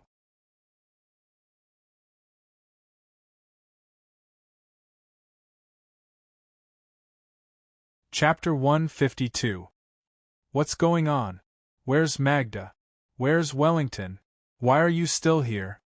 Roddy asked 4 questions in a row, but then he realized that Sally, who was lying on top of him, did not answer him at all. She only whimpered in a low voice. This scene made Roddy instantly think of a certain possibility. He asked with an ugly expression, "Where's the Dukes of Angmar?" "He wouldn't. Father is waiting for you downstairs. He's fine, we're all fine. The Revenant escaped, and now the whole city is hunting for him." Sally's voice was a little hoarse after a sleepless night, but the words she said made Roddy heave a sigh of relief. At this time, she was lying on top of Roddy. Although her nose was filled with the smell of sweat, this did not make her feel disgusted. She only felt that her heart that had been hanging in suspense was finally at ease at this moment. She wanted to say something, but in the end, she could only choke intermittently. Such a reaction was entirely because Sally was frightened. Yesterday, she and her father happened to see the scene of Roddy and Magda fighting on the clock tower. Because they were far away, they did not know what exactly happened. But when the scene of the 8 crossbow bolts creating a huge cloud of dust, she realized that the development of the situation in front of her was far beyond her imagination. Martin went to check, but the news that came back made Sally feel dizzy. Roddy was seriously injured and unconscious, and the enemy had escaped. In such a situation, the Dukes of Angmar decisively gave up the escape plan and directly took over the control. He immediately ordered everyone to treat Roddy, and then began to mobilize all available troops in the city to pursue the escaped assassin. And when Sally crazily rushed to the bottom of the clock tower, she only saw Roddy lying silently in a pool of blood. This scene made Sally's head buzz, and she almost fell off the horse. If she did not see Rubens with the help of Titus, gritting his teeth and casting a divine spell to save Roddy, perhaps Sally would have rushed over crying. Even so, the unconscious Roddy made Sally extremely anxious. She directly asked Martin to take Roddy back to the ducal palace, and did not even greet her 2 superiors, Rubens and Benjamin. She almost did not eat or drink, and sat by the bedside until now. At this time, seeing Roddy covered in cold sweat like he was haunted by a nightmare, Sally only felt very distressed, but did not know how to ask. When she realized that she had pushed Roddy down on the bed, she felt extremely embarrassed. However, she did not know why, but she gritted her teeth and refused to get up. The bedroom was quiet, and only the breathing of the 2 people could be heard. Roddy's eyes stared at the ceiling above his head, and all he could smell was Sally's body fragrance. His chest was squeezed by 2 soft things, and he could not breathe. He laid there in a daze for a few seconds, wondering if Magda would take revenge on him. He then felt that a guy who couldn't even hold a weapon was basically useless now, and he was relieved. "It's good that you're fine, it's good that you're fine." "Oh yes, the wound on my chest?" "The bishop used a high-grade divine spell, so the wound should be fine. But he said that you lost too much blood, and may need to rest for a few more days." Hearing Roddy ask about the wound, Sally finally lowered her head and left his embrace. But she did not go back to the chair, and instead sat on the bed, almost leaning against Roddy. Her face was very red, and when Roddy sat up again, he felt that her beautiful oval face was as red as an apple. But he did not have the time to sigh about how beautiful this girl was. He reached out and tore off the pajamas that he did not know who had changed him into, and looked down. Unsurprisingly, he saw a faint red mark. He reached out and touched it, and the flesh that was originally cut open did not feel any pain at all. The messy emotions gradually subsided, and a feeling of fatigue came over him. He looked up at the sun, and roughly confirmed the time. When he turned his head, he suddenly found that Sally's cheek was almost touching his, because of the pounce just now. This girl's hair was unusually messy, her red face was slightly lowered, and her robe was also twisted. But even so, Roddy inexplicably felt that the girl in front of him was a little dazzling. Sally lowered her eyes. Even though she knew that she was a little too close to Roddy, she did not have the intention to retreat. Instead, she tried to maintain her composure and asked in a low voice, "Just now, was it a nightmare?" "Yes. I heard what you said." Sally still lowered her head, but her eyes carefully glanced at Roddy. Seeing that he was slightly frowning, her heart was even more perturbed. The words that she wanted to say were stuck in her throat, afraid that she would make this guy feel even worse. Roddy frowned, trying to recall what he had said in the dream, but then he suddenly heard footsteps coming from the side. He turned his head and looked, and saw that the maid named Julie in the ducal palace was staring at the two people in front of her with her mouth open, unable to say a word. A man and a woman were sitting on the bed alone. Sally's hair was messy, and her clothes were wrinkled. Roddy was sweating all over, and the clothes on his chest were torn open. Anyone who saw this scene would, "Miss Sister, I'll come back later, I didn't see anything." Julie turned and left. Sitting on the bed, Roddy was stunned. He did not understand what had happened at all. When he looked at Sally in confusion, he felt that this girl's face was so red that it was about to drip blood. "Julie! Wait!" She turned over and jumped off the bed. When she walked to the door, she did not forget to look back and said, I'll call the servant to help you change your clothes." Although she was trying to restrain her emotions, Sally's voice was still a little trembling. She rushed out of the bedroom and slammed the door. Seeing that Julie was looking at her with a helpless face, her face suddenly became even redder. "Roddy just woke up. Go tell my father. Just now we were just chatting, that." She searched for a long time and finally stamped her feet fiercely. "Anyway, it's not what you think." At this time, she could only pretend to be an ostrich and vaguely answer this question. After rushing back to her bedroom like crazy, Sally suddenly threw herself on her own bed and buried her face deep into the pillow. "Bastard! I haven't asked you, who is Naife?" While Sally was complaining about Roddy's sleep talk, the pale-faced Roddy had already sat on the table in the guest room after a simple wash-up. He was staring at the biography of Frost on the table in a daze. The side effects of losing too much blood were still present. Although his wounds had healed, he still felt extremely dizzy after just walking a little. But this dizziness did not hinder his thinking. After sitting there for a few minutes, Roddy also had a basic idea of his gains and losses in this battle. The short bow was gone. It was a handy weapon, but it was directly cut in half by Magda.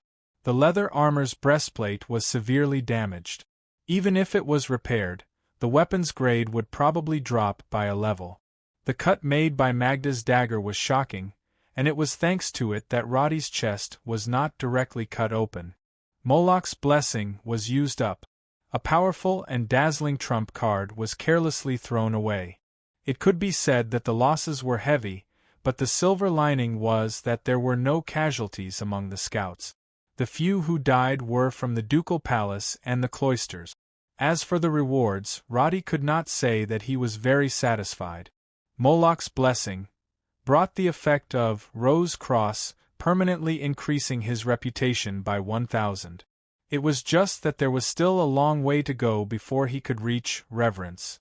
Stop Anzidin's conspiracy 3/3, completed, brought him a total of 35,000 EXP, but now that he had not completed the class advancement quest, he could only keep the EXP for later use.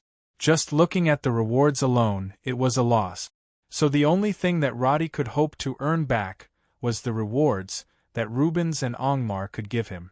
After taking such a big risk, if there was anything that satisfied him, it would be that his friendship with these two old men could be said to be through life and death. Rubens had obtained a pile of undead corpses and the head of a small leader, Derby. This kind of achievement would probably immediately attract attention in the Holy Cathedral. And Angmar had once again safely passed through a life and death crisis. Roddy knew what it meant to have an undead's body destroyed. Magda's injuries were so severe that it would probably take at least a year or so to recover. It was even more likely that she would have to go back to Tasman and sleep for tens of years before she could recover, unless Roddy thought of a possibility and kept an eye on it. He wanted to find an opportunity to talk to Ankama alone. His mind was no longer filled with the ambiguous scene in the bedroom. It was completely overwhelmed by a boundless sense of urgency. He needed to become stronger, no matter if it was an individual or a force. He could not delay it for even a moment. Orcs, undead, heretics, these were all visible threat. Facing this group of foreign enemies, Roddy found that he had no way to resist at all, because he had not yet established a foothold in this land. Right now, he had relied on a few small incidents to build a relationship with Duke and the Bishop. Although it sounded like he had no worries about his future, if he really wanted to realize his dream of saving this country, it was simply too far away. Soldiers, rations, land, money, spies, political status, timber, mines, equipment, and so on were all in a mess. Until now, Roddy had not even seen a shadow of them. Without even a foundation, how could he talk about saving the country? If he really waited for a disaster to happen, would he really place his hopes on the kingdom's noble parties who only cared about pushing each other? Then he might as well hurry into the forest and find a cave to live in seclusion. Because Roddy's impression of these nobles could be summed up in one sentence: internal strife, no backbone.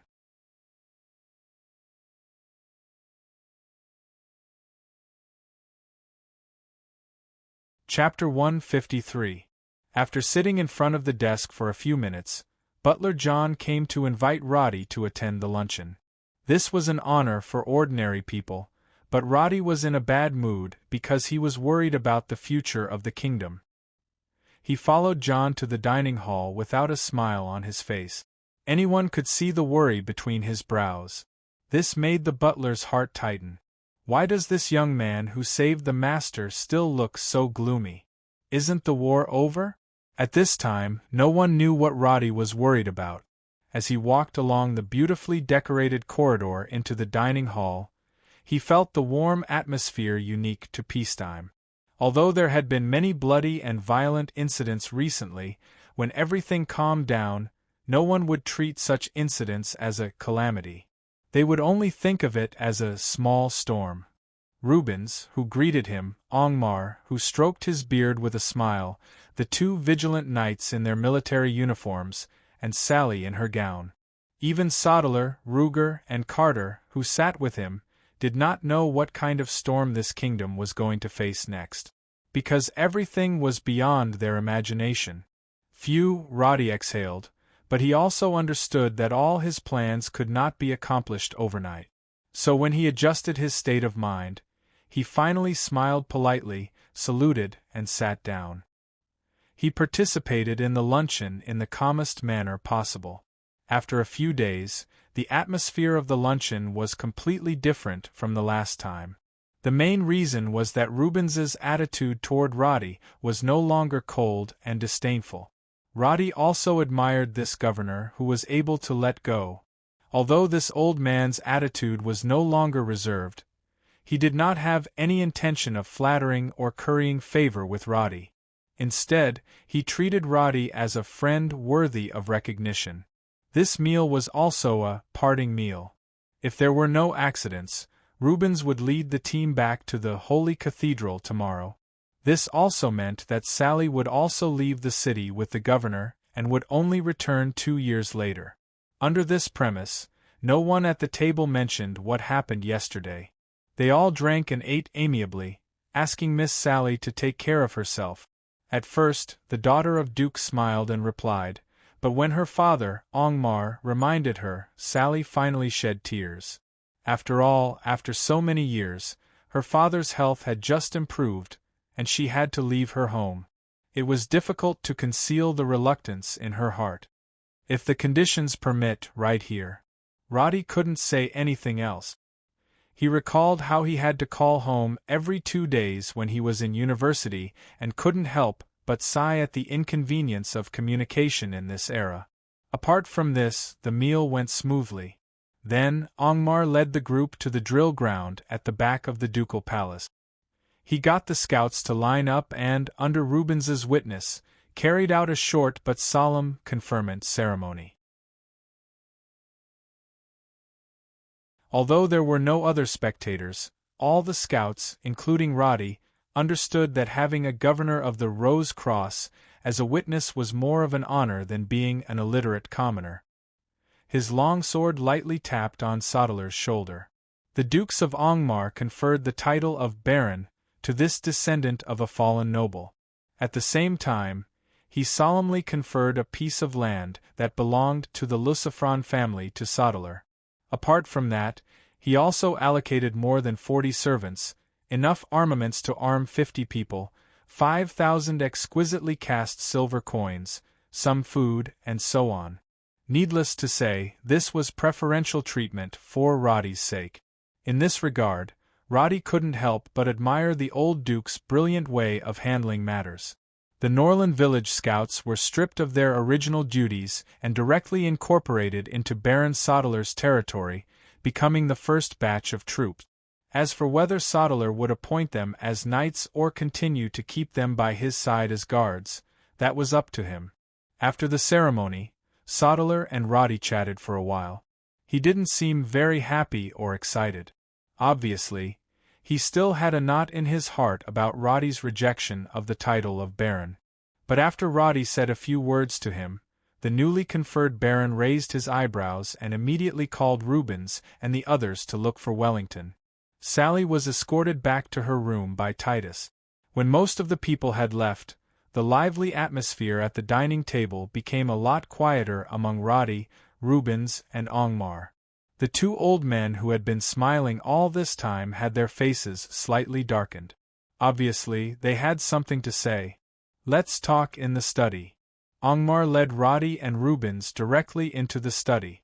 This also meant that Roddy had finally received the Duke's approval.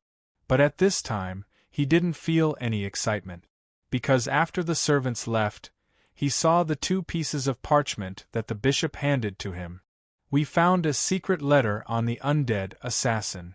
Rubens sat in an armchair at the side with a solemn expression. He sighed as he spoke, and the wrinkles on his face seemed to have deepened. The temple guards and the city defense army couldn't even catch up to that guy's shadow. Until now, we don't even know his name.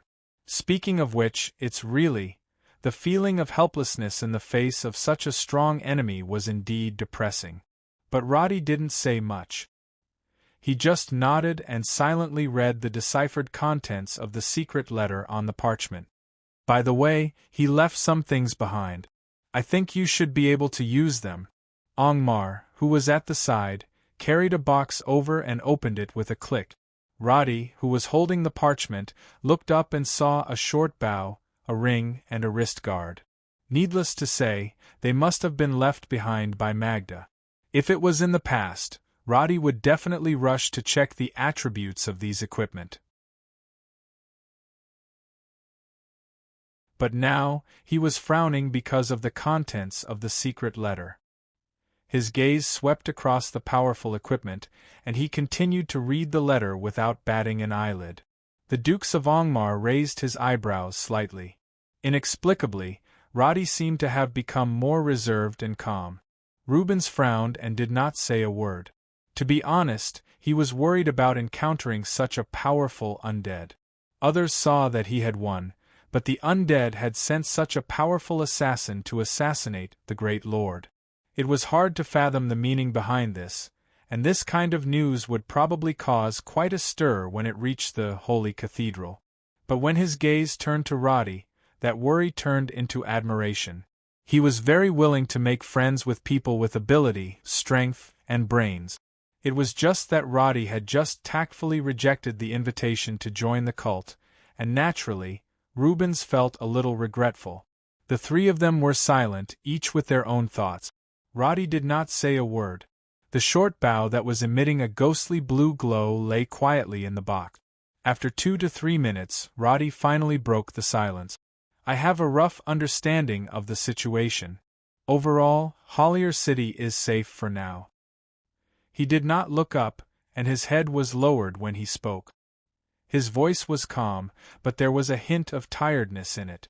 Perhaps it was because of his previous injuries, or perhaps the psychological pressure that others could not understand. He won't come back? This was the question that Rubens was concerned about. He specifically left 2 priests and 2 teams of Holy Cathedral guards to assist Duke in his defense. Although he knew that it would be useless if the undead returned, it was still an attitude.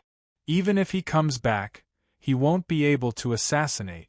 A ranger who lost his arm is basically useless. He can't do anything now. Roddy shook his head, but then he waved the parchment in his hand. But this does not mean that he won't come back. The undead's recovery rate is very slow. Under normal circumstances, it would be considered light for him to rest for 10 years, but if there is a pharmacist to help, a pharmacist? Could it be that he can repair his limbs? Angmar and Rubens felt that it was inconceivable. After all, the undead were creatures that did not make sense. A broken arm could still be reattached. This sounded very strange. If it's a high-grade pharmacist, I'm afraid it won't be difficult. Maybe he can recover in 3 months to half a year. And now there's a rather bad news. It's very likely that he has the help of such a pharmacist in the Iferta territory. After that, he briefly introduced the identities of Derby, Magda, and Ansadin. As he spoke, a bold plan gradually emerged in his mind. That is to say, the focus of the search should be on Keg Town? No. Angmar spoke halfway, but he narrowed his eyes and became silent. Rubens, who was at the side, also had an ugly expression on his face. To ordinary people, it sounded like as long as His Excellency the Duke sent his men to search, there would be no place for the undead to hide. But in reality, these 2 old men knew very well that even if Magda and Ansardin were to move around under their noses, they would not be able to find any clues no matter how hard they tried. Keg Town belonged to Viscount Tranca. Duke had no right to directly send troops to search. If they forcefully barged in and strengthened the surveillance, not to mention how the Viscount would negotiate, how would Magda, a powerful undead that could still escape from the city after losing half of her body, would be stupid enough to expose herself and be discovered? Ordering Viscount Tranca to monitor them? Even more unreliable. In this era, the great lords only had the right to levy taxes and right to conscript their subordinates. Rather than expecting these nobles to do things for him, he might as well expect Magda to run into Ansardinia and die.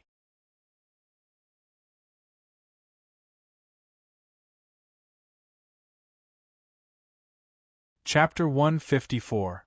The 3 of them in the ducal palace's study didn't know that Magda was in a much more miserable state than they had imagined. Bang! The sound of a fist hitting a body was quickly drowned out by the chirping of birds and insects in the forest.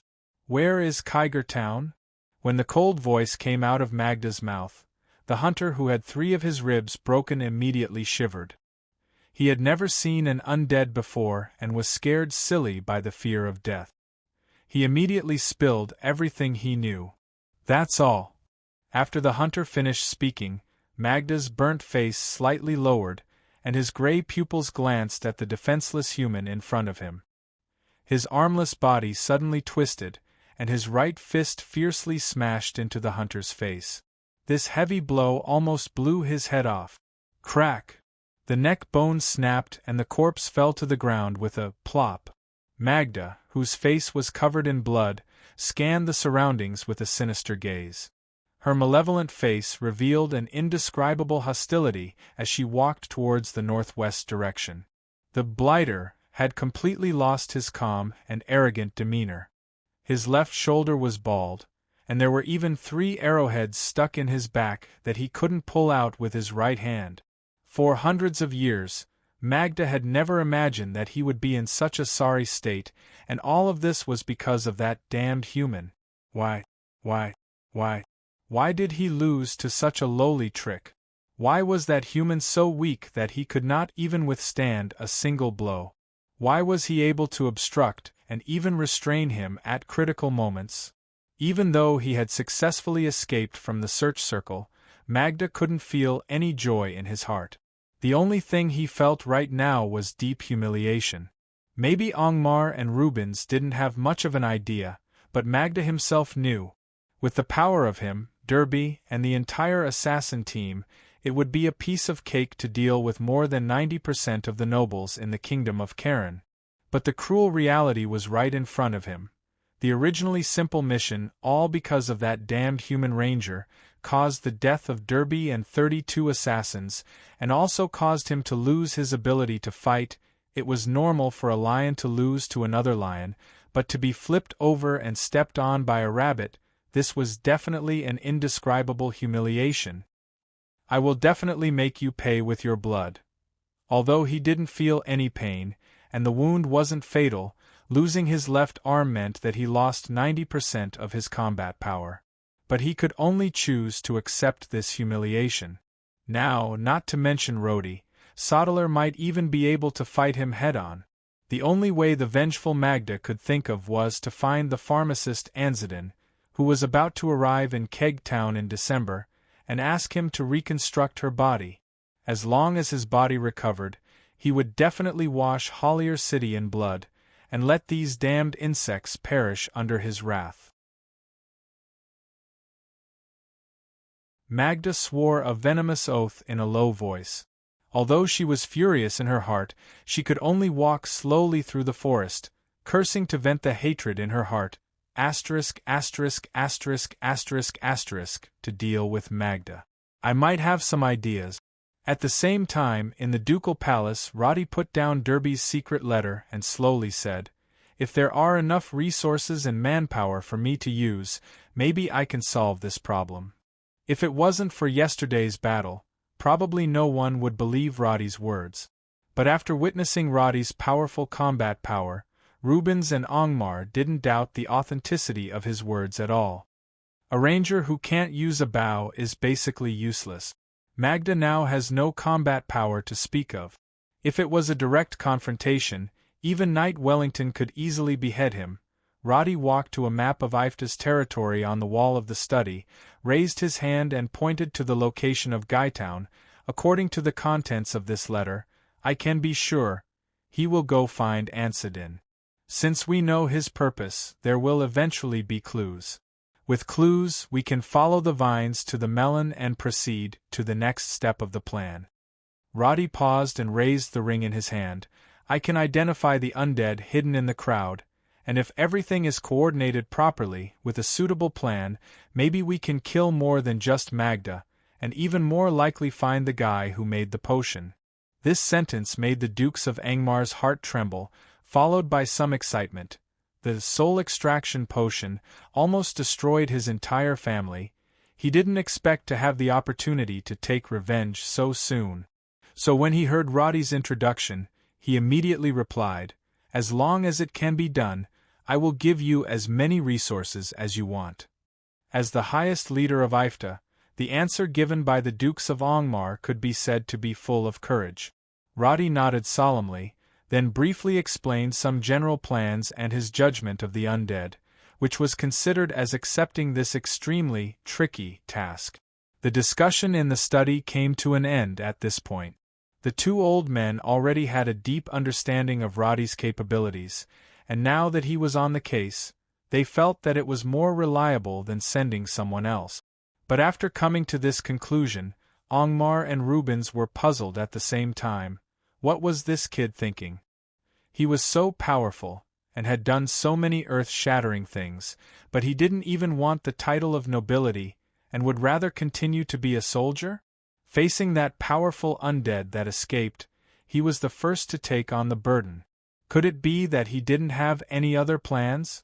Angmar's attitude towards Roddy was admiring, but after learning about some of Roddy's past deeds from Sodalar and the others in the morning, he felt that the young man in front of him seemed to be a little too extreme on some issues. When it came to the orcs, Roddy had a resolute attitude of killing them one by one, and when it came to the undead, he had never thought of any other way to deal with it. There was only one word to say: kill. This was not wrong, but such a way of thinking was not suitable for Angmar. In the eyes of the nobles, the purpose of war was never to kill, but always to continue politics. Although the feudal ruling system of the nobles in the kingdom of Karen was increasingly corrupt and extravagant, this ruling structure had been continued since 600 years ago. Although there were more and more conflicts between the lords every year, there had never been a case of the kingdom being militaristic for years on end. Only when there was no other choice would the nobles send out troops to fight. Otherwise, no one would provoke a war at will. Sometimes, Ankama even felt that if the orcs were to invade the kingdom one day, the nobles would definitely recruit soldiers and act as if they were going to fight.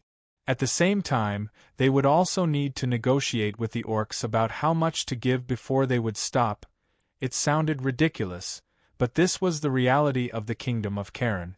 Angmar was not a nationalistic youth. Being in a high position, his way of thinking must be this mainstream route, so it was hard for him to understand now. What was the reason that made Roddy have such an extreme way of thinking and doing things? What was his ultimate goal? The study room was silent. Rubens and Angmar glanced at the map, but in fact, they were also waiting for Roddy to give some explanation. What about Roddy? He stood in front of the map, his eyes sweeping across the northwest of Ifurta's territory. He seemed to be thinking about something, but in fact, he was trying hard to control the heat. The direction of the conversation had been completely dominated by him, and what Roddy had to do next was to fully implement the plan he had thought of before, with this momentum. After waiting for 3 minutes, when the atmosphere was at its limit, Roddy finally broke the silence. I know Lord Duke's doubts, and I can give you the answer now. The two old men looked over, thinking that Roddy would give some reason that they had already expected, but as shrewd as they were, their expressions changed when they heard what Roddy said next. My answer is very simple. If an army of 6,000 orcs suddenly came from the other side of the Nehemiah Plains, what would happen to Ifurta's territory? This sentence sounded completely different from the answer that Angmar and Rubens had expected. Rubens was completely stunned, while Angmar immediately thought of a possibility the moment he frowned slightly. The superintendent at the side was not slow to react. He narrowed his eyes and exchanged glances with Duke, vaguely guessing something. Roddy was trying so hard to find an opportunity to use the power of the Lucifron family, it was probably not just to seek to become a small lord. Angmar's thoughts turned quickly, almost connecting all the things that Roddy had done in the past with this sentence. You mean, the orcs might attack the kingdom? That's impossible, nonsense. Rubens and Angmar immediately gave similar answers. Such a question, perhaps no one in the entire kingdom had ever thought of it, or even if they had thought of it, no one would really treat it as a topic worth studying or thinking about. In the eyes of the nobles and citizens of the kingdom of Karen, an orc invasion was completely impossible. How could they bring their supplies across such a long distance from the plains? The supply lines could not be opened in the plains at all. This group of green-skinned barbarians did not have a so-called army at all. Back then, Emperor Conan killed them and drove them hundreds of miles away. This group of barbarians lived like livestock on the plains. They did not even have a written language, they were practically beasts that drank blood and ate raw meat. Would they dare to attack the kingdom? What a joke. I have never thought that it was possible, but if you are willing to listen to my experience in the past 6 months, it is not too late to judge for yourselves.